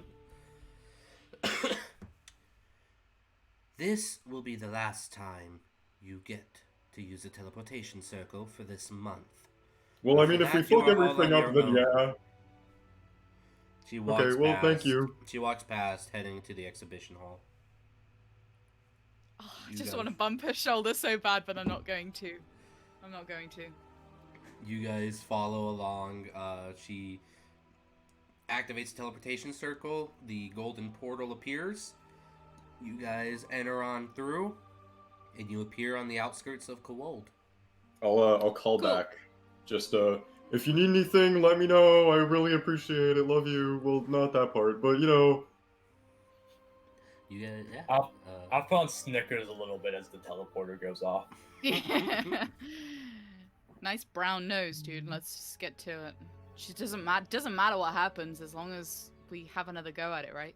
I mean, yeah, but I'd like to do this as soon as possible. The last time we went through, you died, and I met a bunch of people, and then they all died too, and then Bingo died. It wasn't that great. I'd really like to get this sorted out. What- Okay, yeah. What, Sorry. one question, Orden. Are we going in sneaky, or are we just gonna smash his head in? Well, he doesn't know who we are yet, so I thought we could just kind of like stab him in the chest and be done with it. I don't know. I mean, Oh. we probably lure him out because he's probably going to take a bunch of hits, right? I mean, he is kind of a pretty cool wizard. Remember, Orden, I'll say to you specifically, he kind of knew you guys were coming. He doesn't know you're coming this time, so it's quite possible that he might not be preparing himself like he was. That's what I was saying. Hmm. Like he kind of knew what was going on last time, but this time he doesn't know who we are. He doesn't know that we're coming, so we can just kind of shank his ass. Yeah, exactly. Okay. All right, so Yeah. we're gonna go to the tavern and act very natural. Don't do anything weird.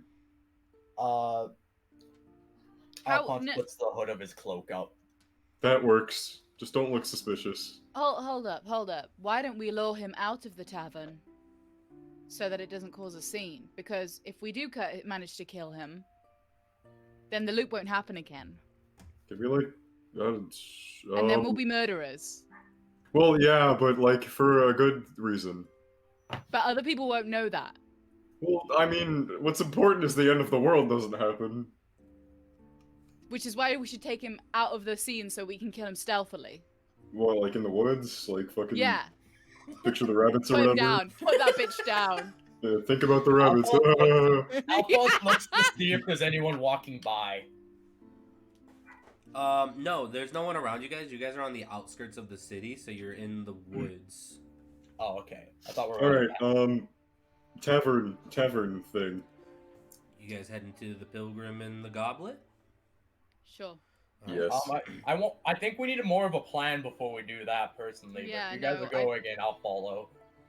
I feel like we should have maybe a magic busting thing or Okay, I don't know, anything other than a big sword to hit this yeah, guy sure, with. I guess. Orden is very done with this. Understandable. He wants this to be over, but he understands. Okay, what have we got to work with then? We'll get rid of him as quickly and cleanly as possible. I have 2 flaming spears at the ready. That sounds pretty cool. Where are we taking him to do the dirty deed? Wherever he'll come with us to. Okay, fair enough. How do So we lead just- him out? Okay, Alphonse, you can do the thing where you look like someone else? Ha! Yes. I can do that. Yeah, I know. That's always ready, actually. Cool. Can you just kind of look like a normal townsperson and then like make a scene and make them come outside? Be like, oh, there's I don't know something outside, like whatever. I don't know. Yep. I can try that. The important part is he eats shit. Alphonse like, taps yeah. his forehead and kind of like adjusts his brow a bit, so he's like more like squinty. Mhm. This is him using disguise self. He like ruffles his hands through his hair a bunch, and his hair turns a bit longer, a dark, like almost black, brown, almost black. He lets his skin become a bit fairer and changes the color of his eyes. He's pretty much a different person now, but if someone looked at him, they would be able to tell that it was magically like altered. Okay, that's cool. That's pretty awesome, to be fair. Like I said, he is a really cool wizard, so he might know that you're disguising yourself. But it doesn't really matter because he doesn't know who you are anyway. This is more for my sake. Yeah, if he asks, you can say it's like your kink or something. I don't. That's fine then. Sounds good. Alright, Okay. I need 1 second, guys. I'm sorry. You're No good. problem. Okay, so we lead him out. Orden has And been then- through shit 3 times. He's good. He's Um, done. He's over it. Kyle's just sort of awkwardly standing there, not really sure what to do. That's fine. That's fine. You Orden. just stand and be quiet. That's Um, okay. What? Yeah, Kyle. Hey. Hello. What happened to your other self? See, I'm not too sure on that one. Huh. I'm assuming it was like a paradox type thing where I appeared and there can't be two of me because I'm me. So that one just kind of, went and then, called it a day, I guess. Huh. Well, It's do still me. you I'm still Orden. I just, I know more, I guess. do you happen to know how I died by chance? Mm. It was really cool. Ah, You died a really cool death. I feel like you're lying to me. It Oh, doesn't I'm sound like me. I know it doesn't sound like you, but I swear it was actually pretty cool. Well, You did a good job dying. how? Yeah, what happened? Should we really be going into like the I existential mean, we crisis have thing, like right time. before we Alphonse is might be dying? Okay, preparing, sure. so... Alba got stabbed in the chest really hard. Kyle, you got stabbed in the chest really hard trying to protect Alba. It was very cute, and like I said, it was really cool. Alphonse killed himself. Next question. That's fair. Oh. Well, cool. What's the name of the person I'm trying to draw away? Jethro. Gucci Flagrante. Not quite. Close though. Jethro something. Oh, Okay. Oh, you're not trying to impersonate Jethro.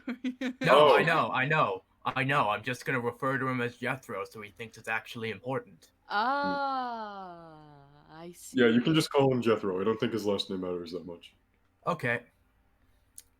How do I look? Do I look like someone who's definitely from Kowald? I do like a bit of a spin. you look like a human. I mean, Kowald is You look like a generally twang. human populace. So He can't change that. But yeah, I mean, like you make yourself look like you are a commoner. I mean, honest, he doesn't know what you look like. So I mean, you could have walked in as Alphonse, to be honest with you, and he might not have been able to notice. But it's more so when I shiv him in an alleyway, the suspect isn't me. It's the person Gotcha. I look like. all right, you guys make your way to the Pilgrim and the Goblet. Orden and Alba, or Orden, Alba, and I guess Kyle, depending on where you tell him to go. Where do you guys want to be? Okay, Alleyway. so yeah, I'm going to tell Alphonse. Okay, so what you need to do is cause a scene and lead him out behind the building. Does everybody have gloves on? Alphonse puts his gloves on. Okay, great. I don't have gloves, but I don't care that much. It's fine. I'll be the I'll one cast doing the Mage shivving. Hand around your I'll hands. wear you like a glove. Oh my god. I Sorry. don't I want to didn't think realize too hard how that about sounded. That's fine. Okay. that. Okay. All right. You know the plan, Alphonse? Walk in, make a scene, drag him out here, we'll, shiv him, I don't know. Yep. Cool. I think I can figure that out. Sounds He good. sends his bird out, so he's watching above. Oh, Alphonse, make sure he doesn't have the staff. Okay. It's on the wall in the bar. Make sure it's broken. You'll see that it's broken, but he can fix it somehow. Magic stuff. Seduce him. Seduce him. That works too. Seduce him. Just make sure he doesn't have the staff. Okay. Or a scroll. I don't think Wait, I I'll don't be know. able to deduce him because I look like a guy right now. Make sure Actually, he's unarmed. unarmed. Okay, That's the got it. important part. I'll walk into the tavern. You walk in. You see standing behind the bar a roughly 50-year-old human male, well built, standing behind the bar, and he looks up at you as you approach. Hello there. How can I help you? Good day. Good day, Sir Jethro. Could I have a moment of your time? Do I know you? Friend of a friend. It's a bit of a business thing. What sort of business are you trying to get me involved in? He kind of looks side to side, then he leans in a low whisper. He says, I'm a bit curious about your past, about the adventures you've gone on. What's your spell save DC? 13. It's a, I think it's a perception. It is not. It is investigation. Oh, investigation? Cool. He kind of looks you up and down. Who are you? And why do you come into my shop disguising yourself? Sorry. Alphonse looks him in the eyes and says, "Where I come from, we don't comment on the cosmetic choices of the patrons." Yeah, get him. Yeah. Well, where I come from, we don't enter into shops talking nonsense and trying to get the shop owner to follow them outside. Especially not one talking about my past. If you're curious, you would follow. I'm not, and I'm not stupid either. Very well then. Alphonse sticks his hands in his pockets and walks out. Alright. You walk out the shop. Or the bar. What is this building made out of? It's made out of stone. Damn, we can't commit What is the arson. floor made out of? Wood. Okay. So, I'm going to go around into the alleyway. Okay, you go around and you that's- see Orden and Alba and Kyle. What up? Cool. How'd it go? How'd Is it there go? Yeah, Is there there's a window I can look through? No. there's a it very, is not. distinct lack of Jethro here. Just, Yeah, I don't I know know. if you can tell. He wouldn't come with me, turns out. that's a shame. Said something about he kind of saw through my disguise and he didn't like that I looked like someone else. So do we like Kool-Aid man our way It through the wasn't that you window, didn't like or what you looked like. It was that you came in disguised in his shop. Yeah, exactly. That's And what I look also, like. he knew that we were here to lead him into an alleyway and kill him. Yeah, I didn't mention that. He just kind of figured it out. He didn't figure it out. He said he didn't want to follow you because you were a person who had used magic to disguise themselves, came into his shop, were talking about doing business with him, said that you want to talk to him about his past, and he was like, this is sketchy, not going to follow you outside. Okay, cool.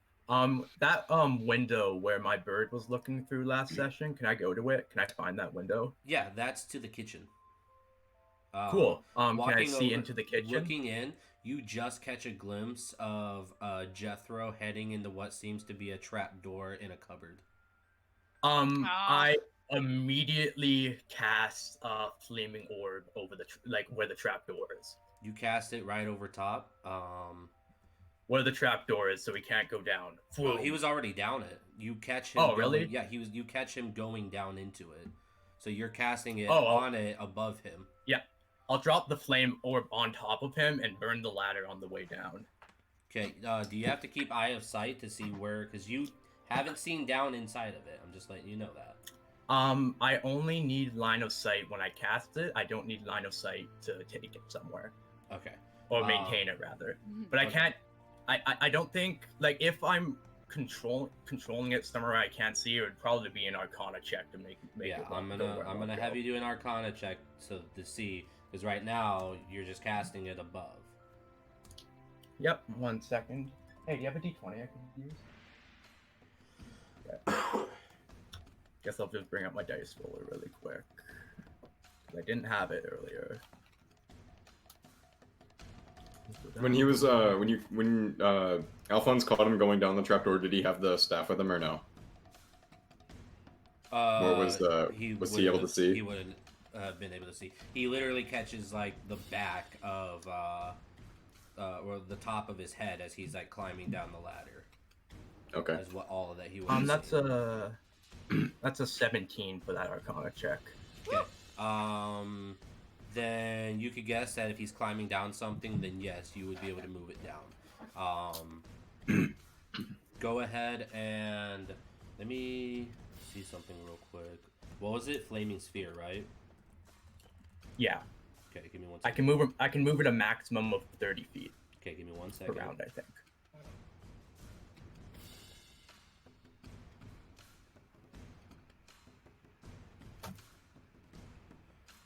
Alrighty. Go ahead and roll your damage for it. Okay. That's 10 fire damage.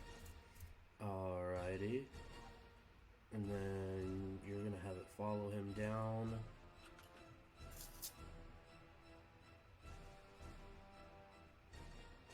Alrighty then.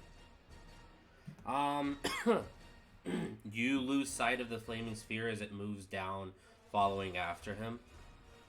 What do you guys want to do? I'll get the go in. Okay. In. Would you- Going You in. guys One rush of you, inside. one of you guys have to plunging attack him. You guys run Done. inside, looking down into the heading inside, running into the kitchen, heading towards the trapdoor. You look down, you just see a flaming sphere of fire, blocking the way down. I'll disperse it. Or I'll move it to the side, rather. There is no I way to jump- move it to the side. It's like, it's big enough that one person can fit at a time, so there's like, you can't move it to the side. Oh, okay. Can I move it further down? Yeah, you can move it further down. You move it down, and then from what you can tell magically, you can't move it down any further. It illuminates down below, and you can see there is a tunnel. Okay. Come on, guys. We don't have much time. Yeah, I know. Okay, and then I'll follow. You follow Alba, Kyle follows as well. Heading down, you guys see the flaming spear moving down the hallway. Sorry, my headset has died. Let me grab my different headphones. Okay, no worries. Guys, carry on. Following after the flaming sphere, you enter into a giant open room. It's the same room that you guys had entered in before. You see Jethro has made his way to the base of the statue. His back is singed, but he doesn't seem any worse for wear. I'll send the fireball towards him at the base of the statue. The fire orb. Alrighty. I'm going to have you guys roll initiative before you do that, though. Because Okay, now that's you fine. guys are within the same area as him. 15. 17. Alrighty. And then we're just gonna wait for Alba to come back, or yeah, for Alba to come back to do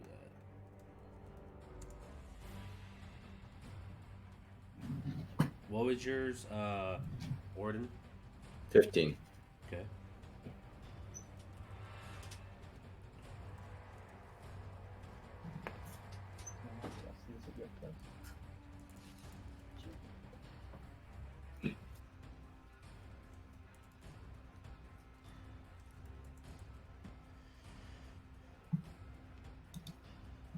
Ivy, are you here? She had to change her headset. Oh, okay. It's like the fucking Phasma thing. Oh, yeah. The spirit box. Give Get us back, a sorry. sign. We run we run into the house. Ivy Wild, Ivy Wild, Ivy Wild, Ivy Wild. Oh my Wait, God. what? Nothing. We're playing Phasmophobia now. Welcome. Oh, nice. You're the ghost. Let's go. You're the ghost. You're the ghost. Surprise. Roll initiative, please, Alba. Yeah. Yeah, please roll initiative for me. Oh, for you? For me. For Clem, the DM. I just want to know what your initiative mod is. That's why I'm asking. That is a 15. Alrighty. Fuck. Mine was a 15 too. Yeah, Orden, both of you roll. Whoever gets the highest wins. Okay, 14. 12. Alba goes Nice. after. Me too. Alright, top of the round is Jethro with a 19. Ah. He Fuck that guy. is immediately going to cast mage armor on himself. And then it's going to use...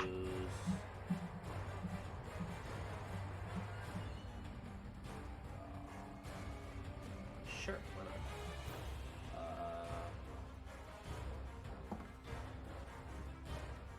Nope, that's not gonna hit. I don't think that's gonna hit. Who's he trying to hit? 8. No, he was trying to hit Alphonse, since Alphonse was the one in front. What did he hit? My AC is 12 rather. Yeah, he only rolled an 8. Okay. Or he got 8 total. But he fires a bolt of fire at you, and you manage to duck out of the way as it flies over the top of your head. Next up is Alphonse. Okay, I will use my action to cast Mage Armor on myself. Alrighty. And I will use my bonus action to, or rather I'll start moving forward and pretty much walk forward and use my bonus action to like push the fireball closer towards Jethro once I'm close to where the fireball is. Okay. So pretty much I move 30 feet up. I move 30 feet up and then I move the fireball 30 feet up. Okay. It doesn't get all the way to him as he's all the way by the statue. But by next turn, if he's still there, then you will be able to get him with it. Okay, cool. And that's my turn. Alrighty, next up is going to be Orden. Alright, Orden's going to just yell, he's got some teleporty bullshit, I don't know, just, he can move around fast. Alrighty, are you going to do any actions, Orden? I'm gonna try and fire an arrow through the flame orb at him. Alright, go ahead and take your attack roll. I'm glad we immediately discovered that combo. Alright, 4. Is a 4 good? How about a 4? Does a 4 hit? You fire your arrow. Does a 4 hit? It does not hit. You fire your arrow through the flaming sphere, and the arrow just burns up as it flies through, turning to ash. We need some fireproof arrow. Charles, there's no way we don't get DMCA'd by this song.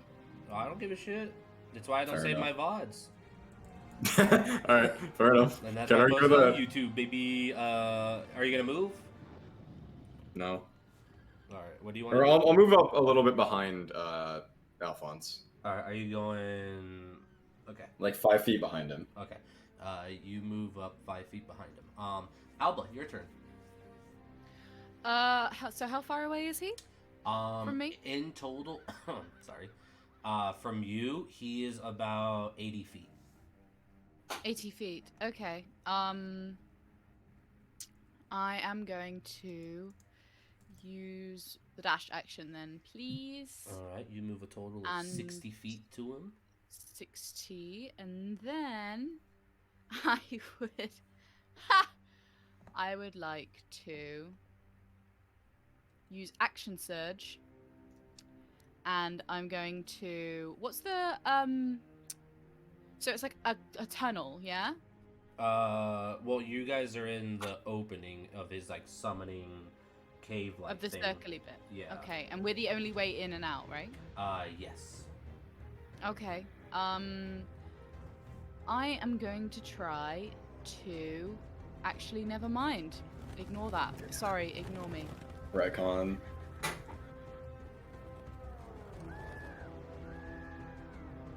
And then that's my action. What was your Question? What was your action? Dash. Oh, just that? I mean, that's. You said you were gonna that's an action. Yeah, didn't you say you were gonna action church? Yeah, I retconned it. Oh, okay. Oh, So okay. you're just gonna do that. Okay, no worries. Charles, does he have either the scroll or the staff? You don't see him having either scroll or staff. Okay, cool. Good. Where's But Kyle at? Kyle is gonna go right now. Nice. He's gonna walk out, take out his sword, and just kind of stay by the door, not knowing what to do. But he kind of He's like doing pulls great. the sword, just like, I'm ready. Yes. Kyle, if he tries to escape, can you cover the doorway? Yes, I can.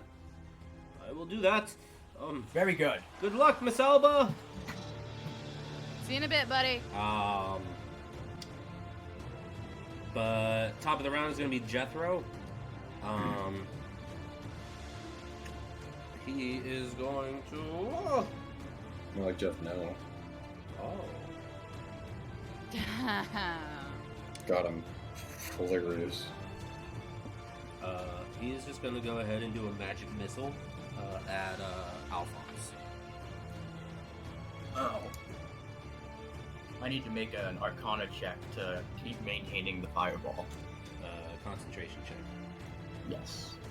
Is it Constitution or? It's concentration is a. Let me double check. You don't have to roll for concentration. To keep it. Yeah, No. yeah, I do. When I take damage, I have to When you roll. take damage, right? Yeah, no. yeah. So then it's the magic con save. missiles automatic hit. Yeah. So- yes, it is a Constitution saving throw. Okay. That is 12. 12. Yeah. And what was your DC? My DC? Isn't it your DC? You have to get higher. No, than it's your- it's minimum 10 or the amount of damage the That's attack right. did. Okay, yeah, I'm about to do damage right now, so I'll tell you. Okay. And if it's a minimum 10, and for magic missile in particular, it specifies that you add the dice up. It's not considered 3 individual strikes Yeah. or con checks. All right, so you take in total 2, 4. You only take 7, so you keep your concentration. Good. Um, Still, that hurts. That chunked me a bit. and then he is going to do. Give me 1 second.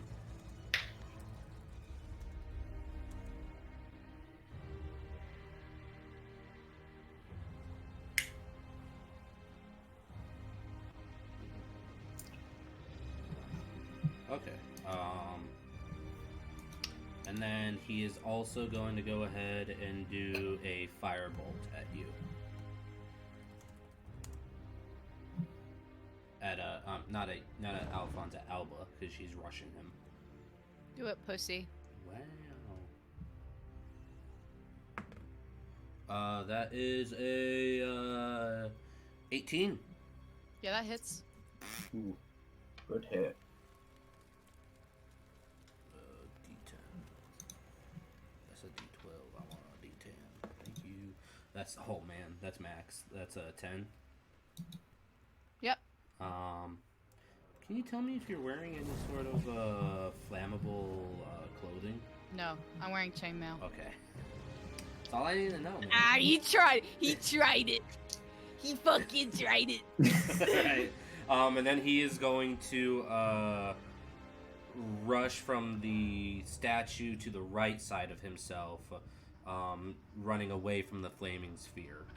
He's only going to get 20 feet, though, because that's as big as how far as he can run to. Cool. It's more or less going to a corner. Alphonse, your turn. Can I shove the fireball so it's in the same space as him in the corner? Yeah. It's going to do the same amount of damage. Yeah, it just means that he has to move more. So that's fine. I'll shove the fireball on top of him. And then... Yep, Fireball, okay. man. You can't put it in the same space as him. You can ram him with Oh, it, okay. though. Okay, I'll ram him with it, and then it'll, like, bounce back, like, 2 squares or something. No, it just means that it doesn't have any movement. You can ram him with it, and he has to make the saving throw against the damage. Oh, okay, that's fine But then. the sphere then just stops moving. That's fine. I'll ram him. So I'll do the save, and he does not save. Oh! That Good is shit, 9 Magic fire Man. damage. 9 damage, alrighty. And then, with my action, I am going to return to the Fate, but with my own spray of magic missiles. Alrighty. Roll me some damage, please. Spray him. Let's see. 8 damage. Alrighty. He... and he just grunts in anger and pain. Sounds like a gamer. Wow. That's my turn. Alrighty, where I'm standing Alphonse, nice currently. turn. Orden. Okay. I'll just try and fire another arrow because I don't want to get too close to the point where like I fucking take damage. Okay. So yeah, I will attempt to fire an arrow. Again, can I try and fire it through the fireball at him? Yeah, go ahead. Okay. You just position yourself so that you can try to fire Dope. through at him. Dirty 20. Yeah, that's gonna hit. Dope. And I will also agitate my swarm Ooh, them bees. and fire a buzz arrow. Ooh. Bee gun. Rakatata. Alright. So that is 8 damage. Alright, go Plus ahead. the Go fire ahead. damage? I don't know. Go ahead and add a d4 for the fire damage. Nice. 11 then. 11 total. Yes. Alrighty, 11 total damage.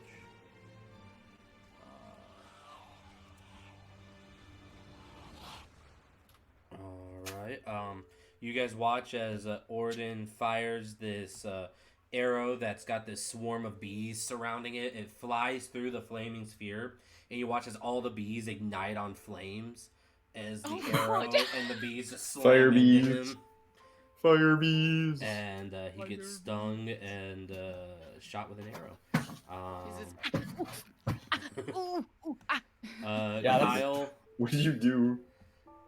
Kyle's gonna hold his action and turn. What about until Alba? Oh, I'm sorry, Alba. Yeah, my bad. Damn. Damn. Feels bad. Can't believe Okay. you forget about Alba. So I'm what?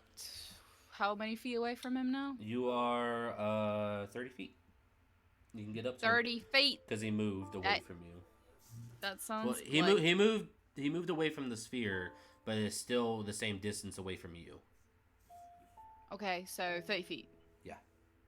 Okay, I walk. I obviously go towards him 30 feet, and then I'm going to pull back and double-handed longsword direct onto the fucking neck. All right, go ahead. Roll me some Really? damage. Yeah, bitch. I'm gonna fuck you. Wow. That's a 16. Yeah, that's gonna hit. Okay, cool. Ivy with the big damage. The max deeps. Oh, that's a 3. Yo, the max deeps. Action okay, surge, do it again. Action surge, let's go again. Do it again. Do it again. Still rolling on that one. 22. That's gonna hit. And Are then you we popping get a off there? fucking... Come on, boys. Come on. Yes! 12 damage. Let's go.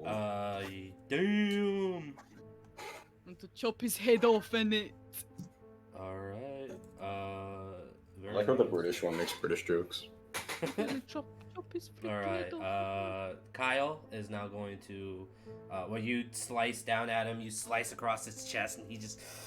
I don't know how you knew, but you will die here. I give him the middle finger. Fuck you. Alphonse says, as someone who can see the future, not this time. Damn.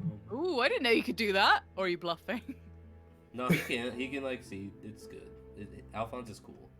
Ooh. Kyle is gonna hold his turn until somebody moves towards the doorway or tells him to like do something. Good boy. Jethro is I'll be back. Jethro is He has to go through the fireball. Jethro's gonna do this. Be angry. He's gonna look at you, Alba. Yeah. He puts his hand on his arm, and you watch as he starts to fly up into the air. Ooh, cool trick. I'm gonna say you get an attack of opportunity as he's flying up from you. Okay. My attack of opportunity is to grab his leg.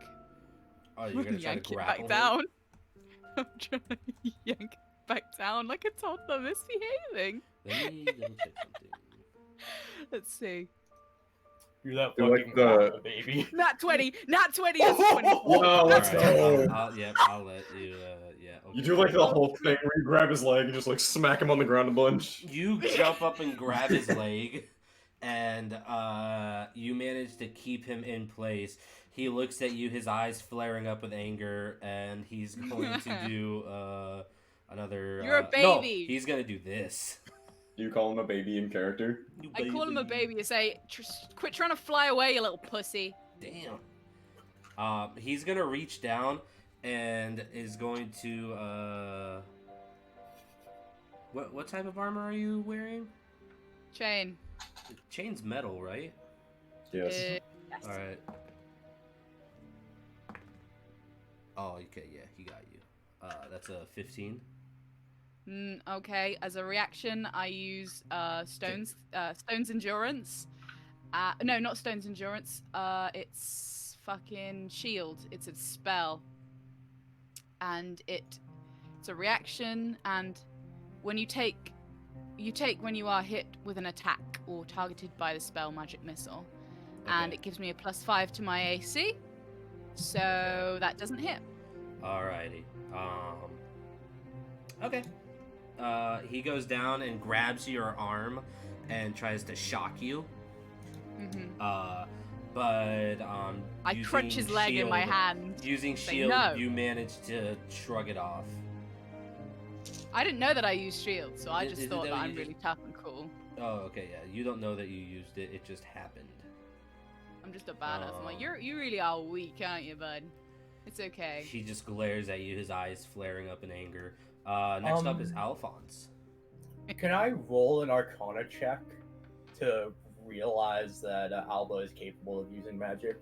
Go ahead and do an Arcana check. Okay.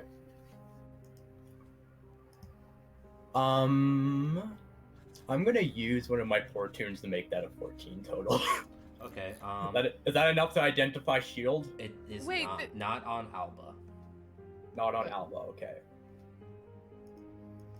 All right. You That'll don't be my notice action. anything magical about it. It just looks like she managed to take the hit without really feeling it. Oh, cool. You used an action to. You have to attack you! He still has his bonus action. It's just Yeah, and I'm gonna Okay, use it to that's hurl the fireball at him again. I want to ride it up the wall, and can I ram it again? Yeah, I'll allow that. And Alba, I'll say you are far enough down that it doesn't affect you. Cool beans. Saves for Trying to balance 13 my dice reflex back with the versus 4 fire damage. Oh boy. Okay. He did make the save this time, so he only takes 2. That's fine. Um, Just so I know for positioning sake, does the fireball fall down to the ground or does it stay up to where it is?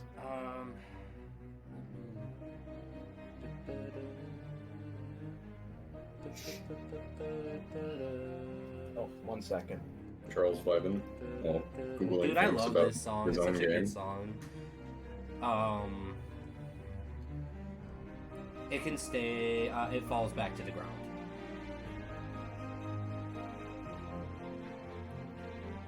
But yes, it falls back to the ground.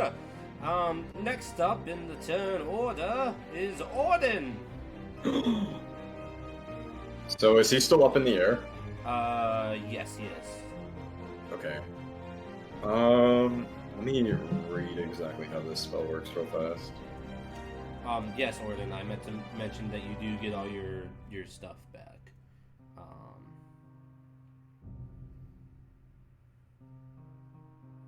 What stuff? Your HP points. Oh, okay. And I'm assuming my spell slots as well. Or no? No, because this is going to be considered a short rest. I should have had you Okay. do this before. Yeah, that's fine. I'm fine without just taking it. Aren't you a ranger? You get spells back on the short rest. Yes, he Do I? I didn't know that. is. No, wizards, land druids, and warlocks recover spells on a short rest. Wait, really? Yep. I recover spells on a short rest? I thought it was a long rest. Cool. Well, hey, whatever. Okay, that's fine. Then yeah, I'm just gonna try and fire another arrow at him Alright, go ahead and roll. because I can't cast spells. 4. Yeah. I'll make that a 17. Oh, that's gonna hit now. Hey! Nice. Okay, and then that is 8 damage. Alrighty then. Alba. Alba. Yes, I'm here. Dead. Oh. Okay, so definitely not eating a burrito. Okay, so now I've got him in one hand. I am going to. Punch him in the dick. I mean, that is a strap. I'm gonna Shot do plunge. true strike, and I'm gonna point my finger at him like, you motherfucker, stop trying to get away from me. And it should give me a brief insight into the target's defenses. On my next turn, I gain advantage on my first attack. Roll a and against the d20 target. for me. Alrighty.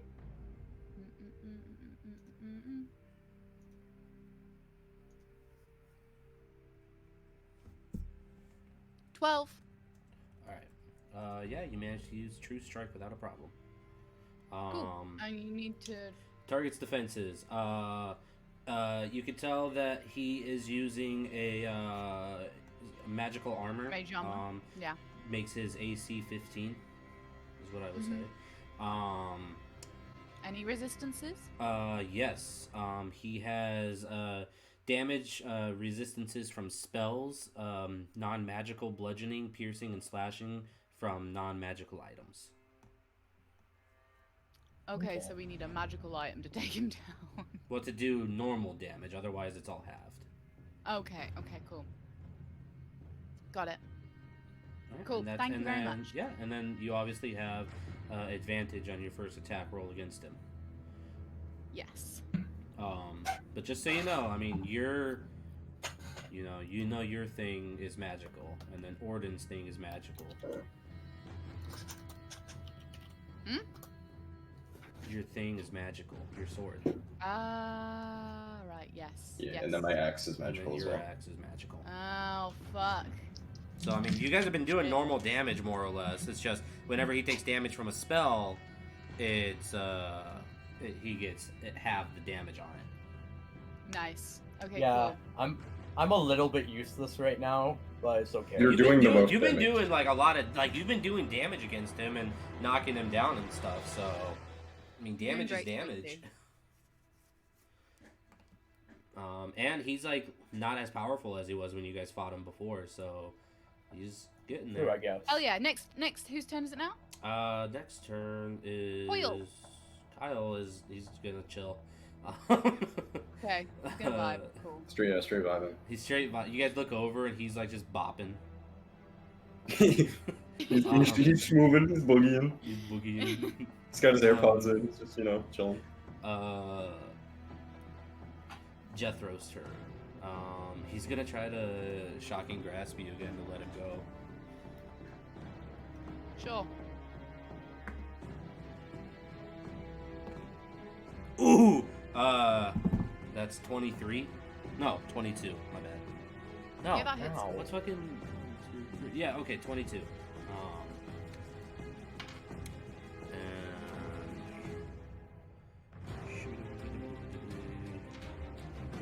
Where is it? Ah! There it is. No. Yeah. No, that's not it. Ah.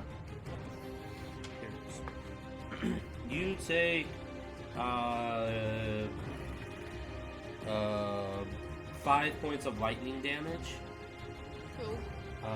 as he shocks you and you go ahead and do a strength saving throw to try to keep your hand on him. A strength save or a con save? Strength save because you're trying to hold him in place. Okay. Cool. That is And a because you're, 19 and I'm gonna say plus because 4. you are wearing armor that's made out of metal, which makes it even more worse. Do it at disadvantage. Oh, okay. It's 23 or 20. Okay, you managed to keep your grip on him. And he's just he's pissed at you, so he's just going to, that was a cantrip. He's going to do an actual spell now. Big boy spell. No, he can't. He can't do that. So he's Oh, just gonna do fuck. it. He's gonna do well because Oh, shit. fly is it's a concentration, and he doesn't want to drop it. So he's just going to do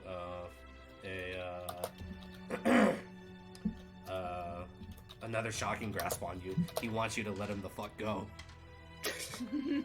Sure. All right, that's 22. Hits. And a nat 1, but because the 22 is the highest one, that's the one we're going with. That is 8 lightning damage against you. Go ahead and make another strength saving throw at disadvantage.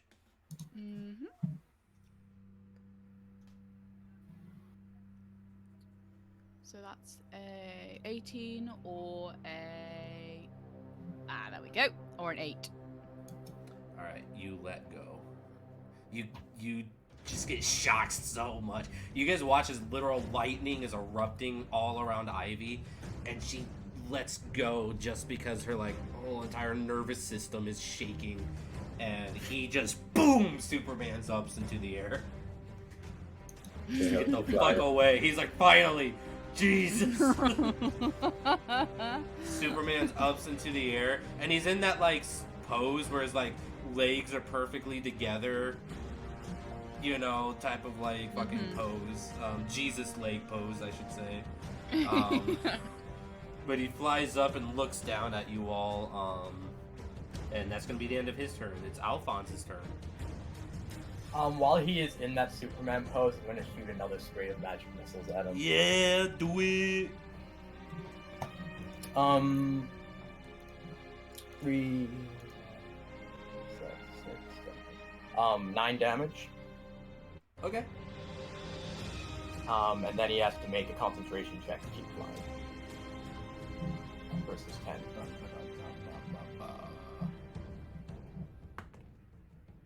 Yeah, he rolled an 18 on that. Okay. So he is still flying. Orden. Orden. Is he close? yeah. Sorry, is he close enough that I can bonus action ram him with the orb? No, he is way above the orb. Okay. That's fine then. That's my turn. I'll keep the orb underneath him. Okay. Just following him around. Yeah. Okay. Orden, go ahead. Well, not a whole lot more I can do than just try and shoot him again. Just keep shooting, Orden. You can do Just it. gonna keep firing the arrows. I've missed twice in a row. Let's go. 11. Alrighty, that is not gonna hit him. Yeah, that sounds about right. Alright, Alba.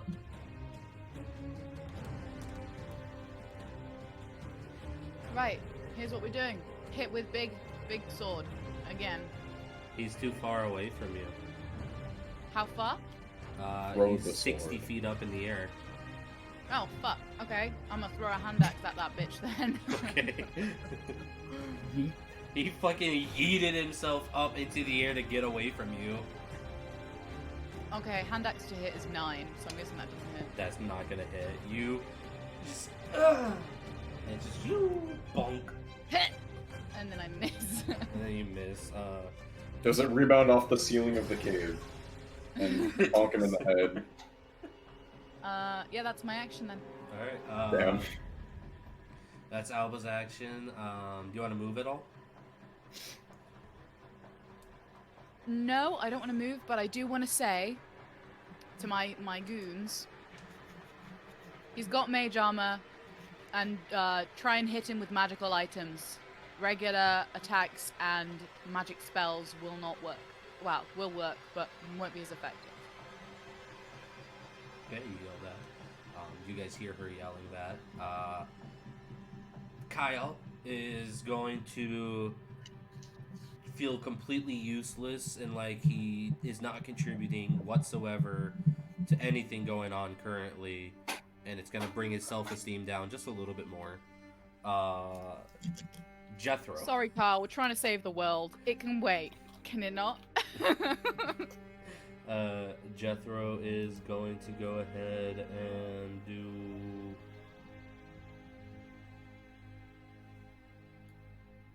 Yeah, he's just gonna do 2 cantrips. Firebolt and Firebolt. Both of them at Alba. Okay. Sure. 17 and a 14. Both hit. Both hit? Oh. Mhm.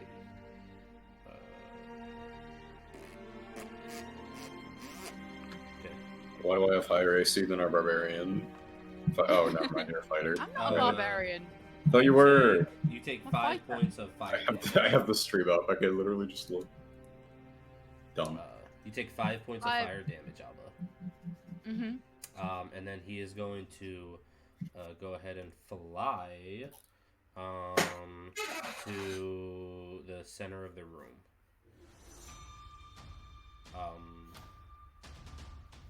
Yeah. Okay, that's the end of Jethro's turn. Alphonse. If I look down at the ground, are there chalk drawings for the No. spell circle? There is Okay. not.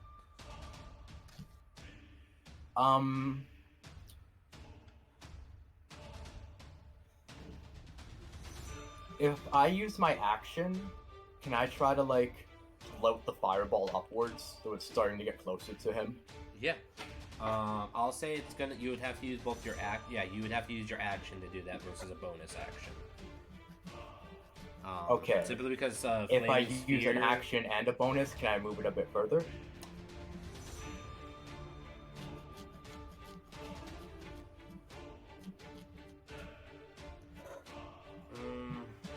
I'm gonna say that you can use your action to keep it afloat, and then you can use your bonus action to move it. But you would have to use them in conjunction with each other. So if like next round you try to ram him, you're gonna have to spend your action to ram him. Okay. And then it falls to the ground. Yeah, again. just That's because cool. technically Flaming Sphere you can't go above 5 feet. Oh, really? Okay. But I'm gonna let you do it because I think it's cool. Fair enough. So. Alright, you watch as Alphonse starts sweating a lot more profusely as the fireball begins to rise into the air. Nice. Dude, this music You works also- for this. You also notice that since Orden is right there, he would notice that the card in Alphonse's hand that he's using to cast the spell is slowly starting to burn off, which means he's starting to run out of time with this. Oh no. Oh no. Alrighty. Orden, your turn. Well. Old reliable. Can I angle the arrow through the fireball this time? Slide under the fucking fireball and shoot it You would off. have to move the slider, to get under it Okay. and then fire it at an angle. Because right now he's not, it's not in front of him. Okay, is it how far away is it? Um, Would I be able to go under it in one movement, rather? Yeah, sure. Okay, cool. Then I will do that. And then I will try and shoot up through the fireball. Do an attack.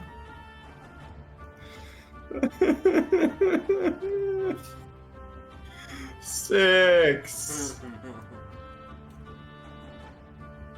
You fire. Arrow catches on flames and turns to dust as it passes through. Damn. The arrow wasn't cool enough. Alba. She may be earphones dead. are down again. Yeah. Wait, she's what? Her headphones are. Her headphones right down. Oh, there. okay. I'm gonna wait a second. Wait, one second. So anyway, how's everybody's day going? I did my taxes today. What's the deal with airplane food? I got It research. tastes bland. It tastes pretty plain, idiot. Come on. Oh, I'm sorry, I'm not an expert of Seinfeld lore like you. So what we're gonna do just to keep things moving along is I'll have Ivy take her turns when she gets back. So we're gonna just go past her to Kyle, who's not gonna do anything. I'm gonna ask Kyle if he has any ranged weaponry.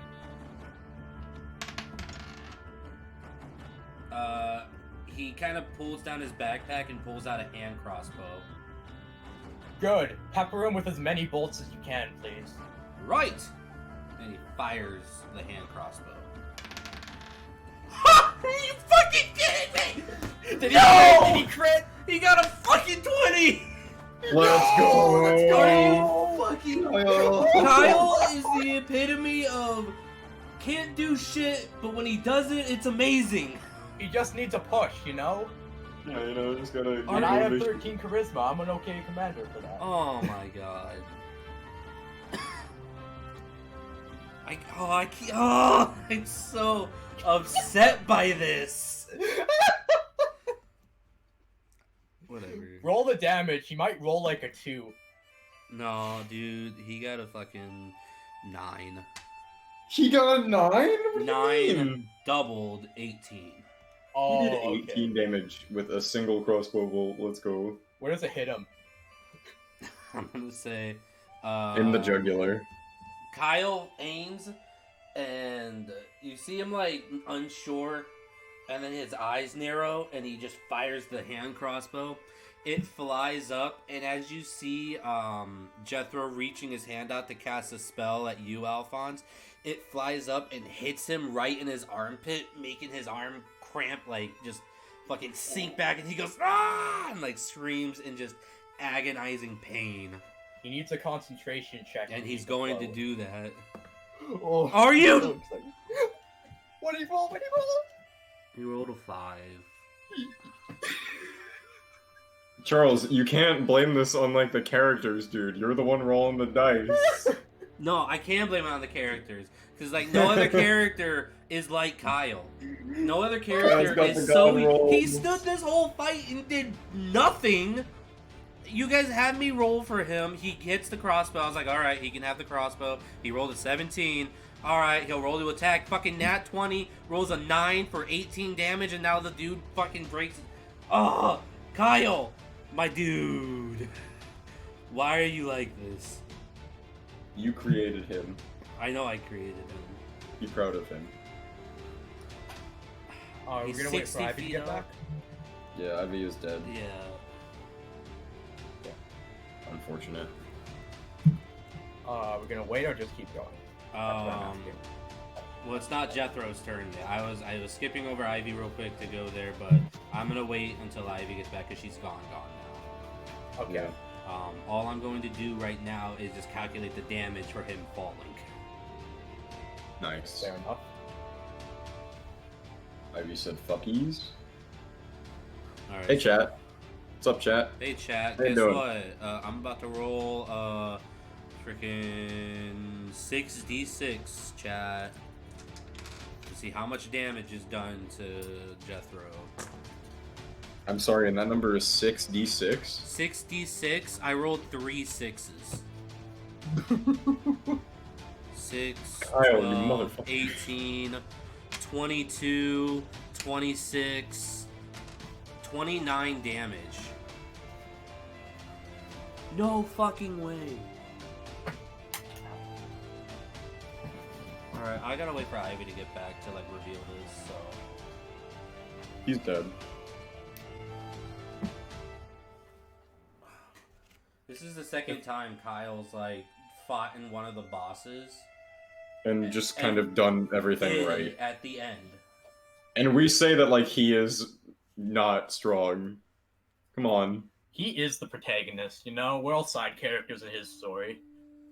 That's kind of how I feel. I think Kyle's gonna have to take a break from adventuring because I feel so bad that my NPC character, who has, you see his stats.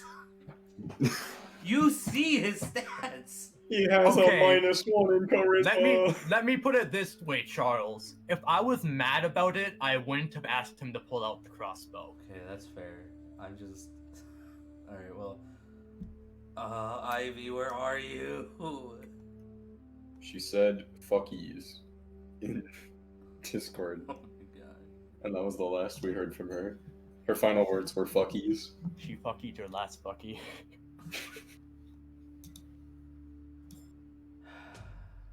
Yeah, I'm gonna wait for Ivy to get back to describe what happens. I'm gonna describe it in vivid detail.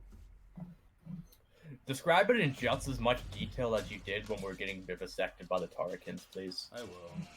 Thanks. I aim to please, you know. Ivy, Yeah, are you back? Are you with us? Service top. Hi, Ivy.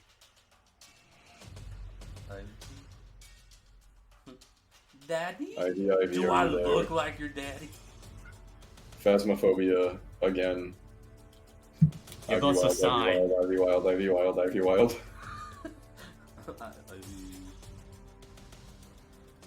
Bro, don't tell them her last name. It's literally her username. It's literally her username. Bro, Like on Mars. everything. Username. She said, Wait. wait. Is shit not working? No, we can't hear you, We Ivy. can't hear you. Like, no joke, Come on, we cannot like the hear last you. fight, and everything breaks. This is bullshit. Got it. Hi! There we go. Sorry, I'm Alright. so sorry. I had to restart my Alright. computer. Ivy, Welcome back. Ivy, do you know what Yeah. happened? I'll explain it if you didn't.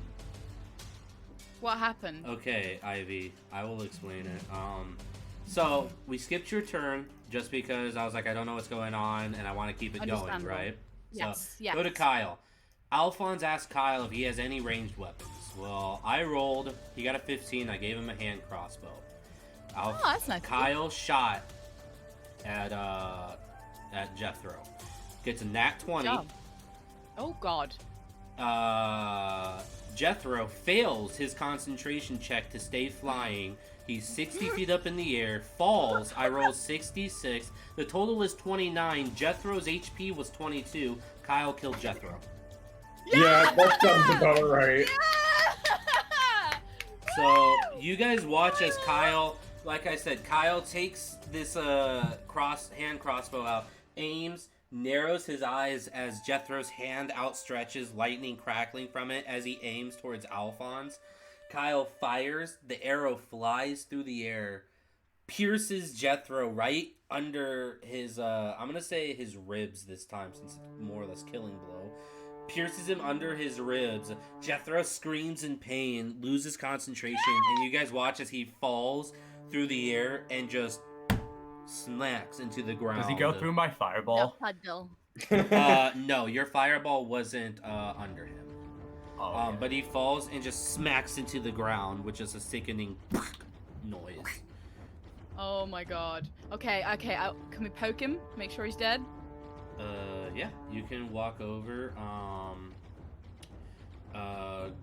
Inspecting his body, he is definitely gone. He is not alive. Dead. And he's dead. I pick up Kyle in a big hug and say, "You did it! You did it! You did it! I'm Ah! so proud of you!" Oh, I cannot believe that worked. Like, completely Again? honest here. Again. Alphonse kind of grins a little bit at what just happened.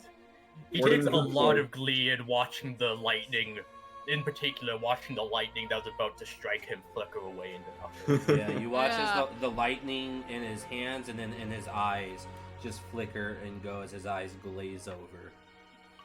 Orden just like fucking. Go on.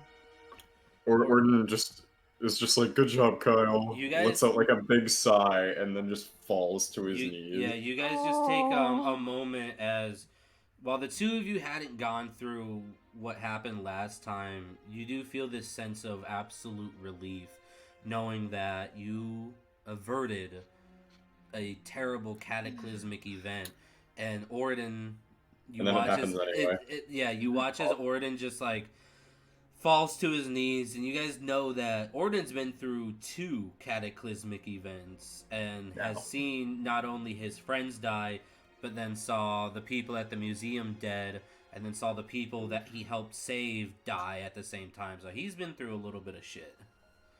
As he's just there on Okay. his knees, just... He's tired.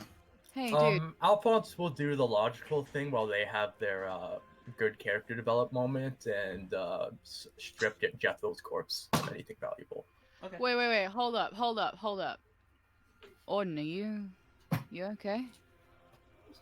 Man. I'm tired. Would Glad this it's over. would this make you feel better? And then I stand up and just curb stomp his brains into the fucking. Just really. Alphonse, you start like picking through like his like the remnants of his cloak that's all burned, and as you kind of look up, you're like, "Oh hey, I found this cool note." You just get blood just splattered all over your face, your hair, your clothes, brains. I'm holding a crystal in front of my face, so there's like the shape of the crystal in the splatter. You're just kind of like, oh. You got like a little bit of brain just like on your lip. And you just you watch him with a very angry look up at Alba.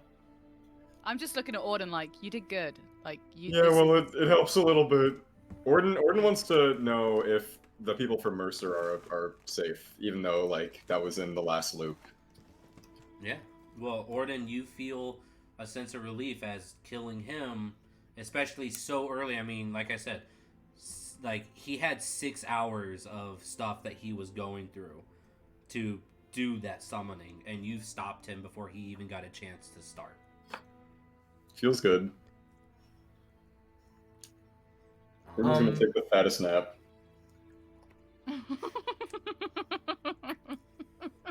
Orden's eyes just close and he just goes into a trance-like state. I pick him up and carry him out. Just you rest, buddy. Bro. You deserve this. Kyle goes over to you, Alphonse, and he takes out a little handkerchief and starts like wiping your face off. Alphonse kind of like he takes his spectacles off and he's wiping them off with his own hanky. When he feels something on his face, he just looks up like, "Oh, thanks," and he just kind of laughs a little bit. Of course, even though he's it's covered my in, pleasure. you know, even though I'm covered in guts, it just I can't help but feel a sense of relief right now. Don't you agree? Very much so. According to all of you, I died horrible deaths. So Orden like pipes up for a second. It was really cool the second time, and then just like, falls back asleep. Well, but it does relieve me that you managed to stop whatever was happening here. Shall I help you look around, Master Alphonse? Master isn't necessary. You proved yourself well enough today, sir. And I nudge him on the shoulder. Alphonse, it's a pleasure. Let us look around while Miss Alba and Mr. Orden tend to Mr. Orden's needs. And he starts like looking around the area. Tell me if you find anything interesting. I'm looting this man's corpse. Go ahead and roll an investigation check. Charles is shoving crackers in his mouth while DMing. Listen, it's just a snap, man. The important thing is I was 21, I believe. 21? Ooh. Okay. 24, sorry. 23. That's for getting the shit out of that corpse. Looking at his corpse, you discover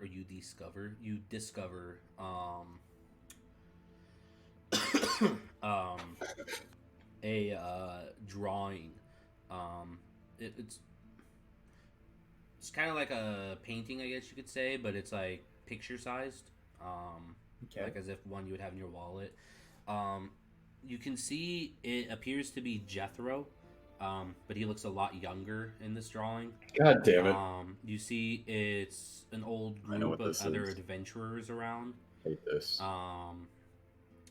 And attached, you see like a human woman, a tiefling male with piercing colored purple eyes, a large Goliath man who's like flexing in the background, a little old halfling man with these giant spectacles that make his eyes look 10 times bigger, and on the back is a note written on it. Reading the note, it seems to be a note written by Jethro, which it's like a bunch of different like scribbles, like as if it was out of like he just randomly wrote on it whenever. Yeah. And it basically just says like, "I'm sorry, forgive me, I wish I could have done more."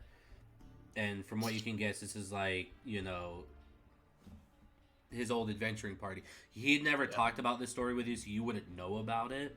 But for the sake of telling the story. This is his old adventuring party that was mentioned before in the second loop, that he talked about having lost, and he was the only survivor.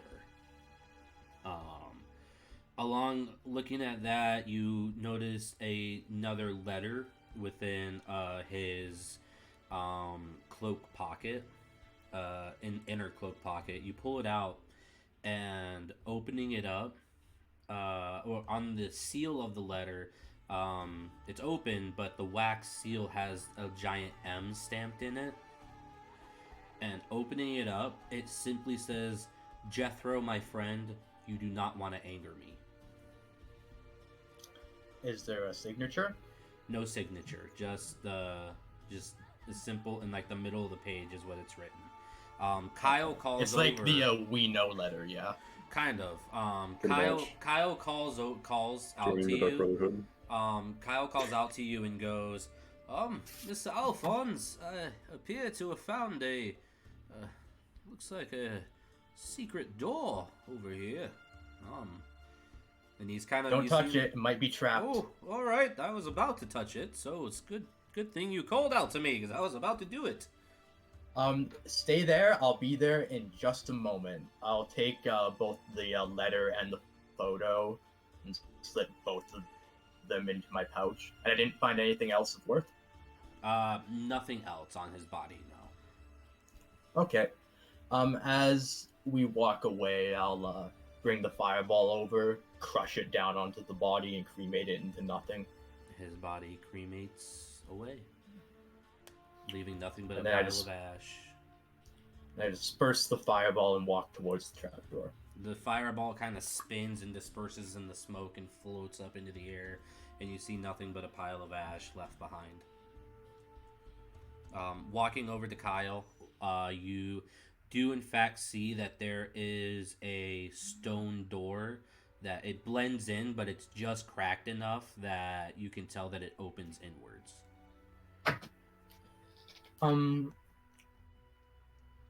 Okay.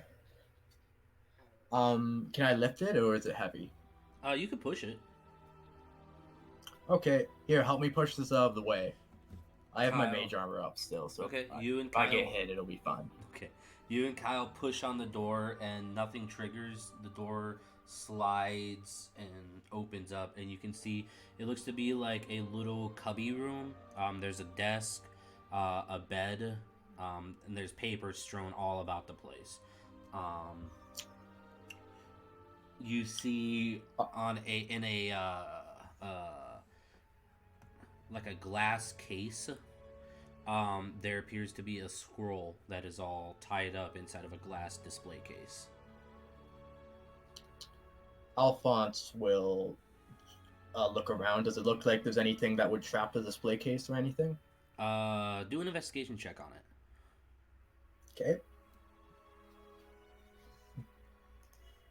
That's a natural 20, total 25. Okay, nat 20, very, very nice. It is not trapped at all. It appears like it could just open up, no problem. With that investigation check, you do notice that there are two other pieces of paper that have that same wax seal on them with the M. Okay, M. Okay, that's what I was. Three, I should say, actually.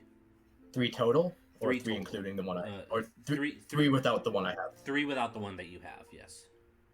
Okay. I'll look at the 3 of them. I'll open up. Actually, I don't have any spell slots. I can't detect magic. Okay. Prepared anyways. So, I'll just open it up. Hope it's not trapped. You open it up and the lid just lifts up. No problem. Nothing triggers. All right. I'll read the message. Oh, wait, I'm sorry. Are you opening up the display case for the scroll, or are you looking at the papers? I'm opening up the papers. Okay, sorry. the papers. I'm sorry. Opening up. I'll say you open all 3 of them just to get it through. The first one you open simply says, "Hello, friend. I ask you not to continue. Please do not anger me." The third one says, "You've been warned," and the fourth one is a sad face. It's just the 2 dots, sad face. Okay. I'm gonna nod, and then I'm gonna go over to the display case and open it up. Opening up the display case, it opens up. The scroll is sitting on this little placard that holds it up. Kyle kind of walks over and looks at you, or just kind of looking at it and goes, well, if it's anything worthwhile taking, remember, we get a bonus in our monthly pay. Alphonse nods a bit. Yeah. If I had to guess, he very slowly grabs the scroll. Like his hand is trembling as he approaches. I'd have to say that this is what he would have used to cause that cataclysm. Come, we need to bring this back to the museum as soon as possible. Ah. Very well. I'm gonna stand over here, and he just kind of stands back a ways from it as you kind of grab it. Are you grabbing the full display case? Because you can pick it up. It's like just like one of the little ones. Oh yeah, I'll close the display case and pick it up. I said, can you carry this for me? I'll drop it. Right. Am I the right person to be carrying this? Yes, I believe in you 100%. All right. You kind of put it in his hands and he goes, I have never felt more fear in all my life until this very moment. Don't worry. They don't usually explode. I just don't want the case to break. Usually, and then I walk away. You walk away. Kyle ever so slowly following behind. Some time passes, and before we do unless you guys want to do something. There's one thing I want to do if you're doing like a bit of a time pass. Okay. I would like to use the scrawled note on the back of the paper to identify Jethro's handwriting on the back of the picture. Oh, okay, yeah. And I pretty much want to use my charlatan feature to pretty much create a fake suicide note. Okay. Ooh. You easily managed to copy his handwriting. Do you want a suicide note or do you want a note of leave? Because technically there is no body. You burnt it to ash. Yeah, I'll say note of leave, and it'll say all of my possessions will be liquidized and donated to the local orphanage. All right. You leave this note attached to the front door of the bar as you guys leave, closing the door behind you. Alba and Orden, is there anything you guys want to do before we do a little bit of time pass to the museum? I'm sleep. Okay, Orden's sleeping. He's sleep. I'm gonna try and see. You know what? I think I'm gonna. Hey, Julie. Yes, Alba. I want to apologize for earlier. I didn't mean to be rude to you. I was just very, very worried for the sake of, the world and stuff. So I hope there's no hard feelings. I understand, Alba, that emotions flare during difficult times. I would like to I'm a bit of a hothead. Sorry. I would like to remind you that as head of tower operations, that I am above you in status and in maybe not stature, but should you ever speak to me like that again, it won't go as nicely as it did last time. Now, I do hope to be friends, but for the time being, stay away from me. Uh-huh. Okay. Yeah. Would you like to be teleported home, or would you like to walk? I'll interject into the fucking comms at this point. Hey, we have a dangerous scroll, so the former might be good. Very well. Third teleportation for this month. You've gone over your quota, so She offered. It's rude to turn down an offer. Orden, He's got a I point. will hurt you one day. Oh my god, what?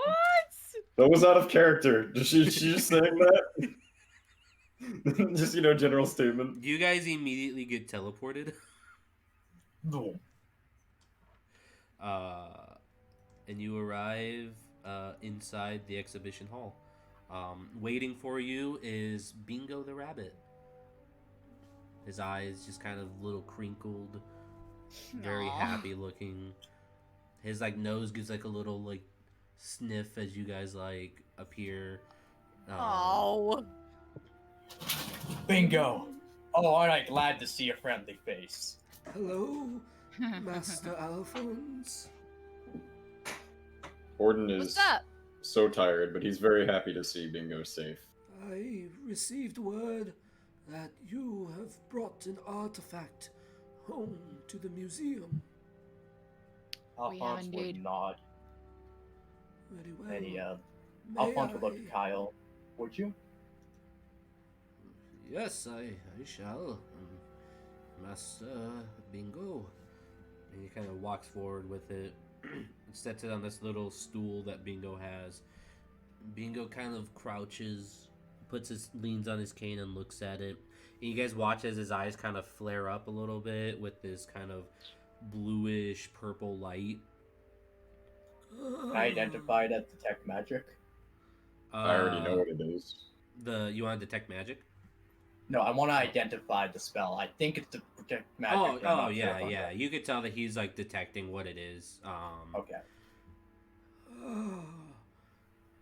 Legendary artifact. Very rare indeed. Very dangerous. I figured it would be in the best hands here. You would figure correctly, Master Alphonse. We shall put this in the lower vault, as it is a very dangerous artifact, one not meant to be on display.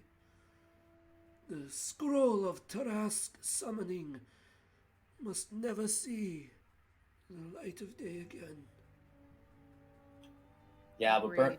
burning anything that can be read is bad, so we're not going to destroy it. No, destroying it is a loss of history. Keeping it hidden away from prying eyes is okay.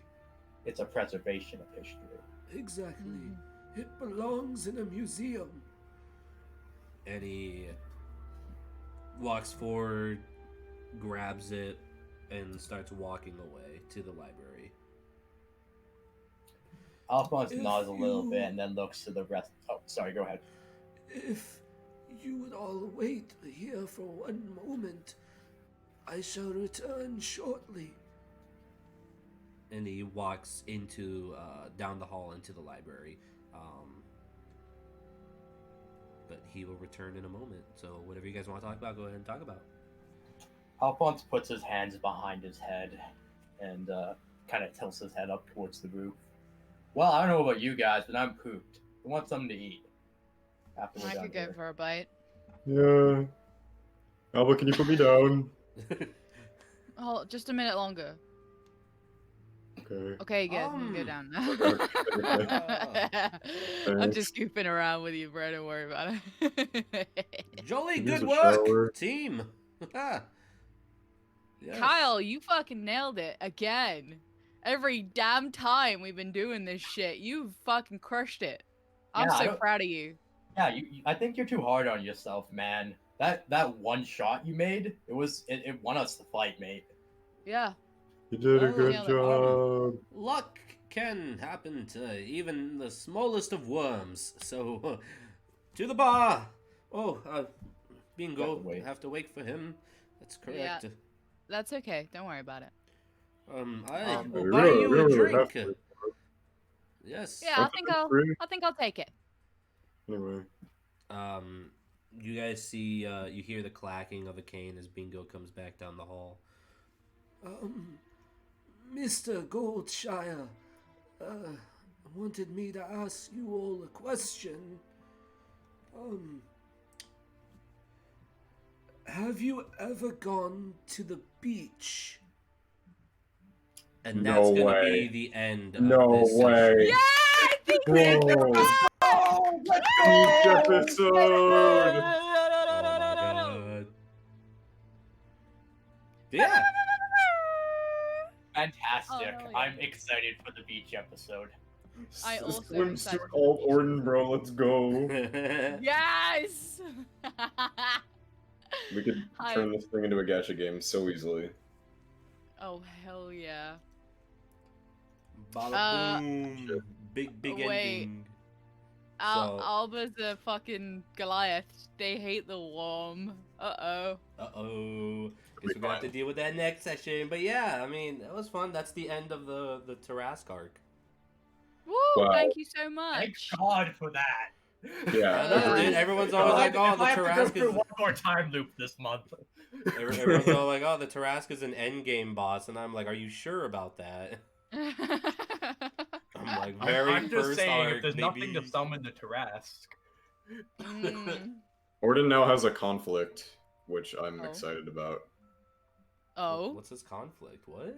It's less of a conflict than more. He just wants to make sure that everybody. Oh, from Mercer? Oh. Yeah, from Mercer. Are we is gonna get an okay. episode of Traveling the Mercer? I don't know. Oh my god! Yeah! Oh. I want to know. I want to know if everybody's okay. Like Hey, I'm Austin Rose and Hey, all is those. Mercer at a beach? Mercer is not. Mercer is I'm gonna go. I'm probably gonna take some There's time a this map. week. I'm gonna take some time to recreate the map and like make it better.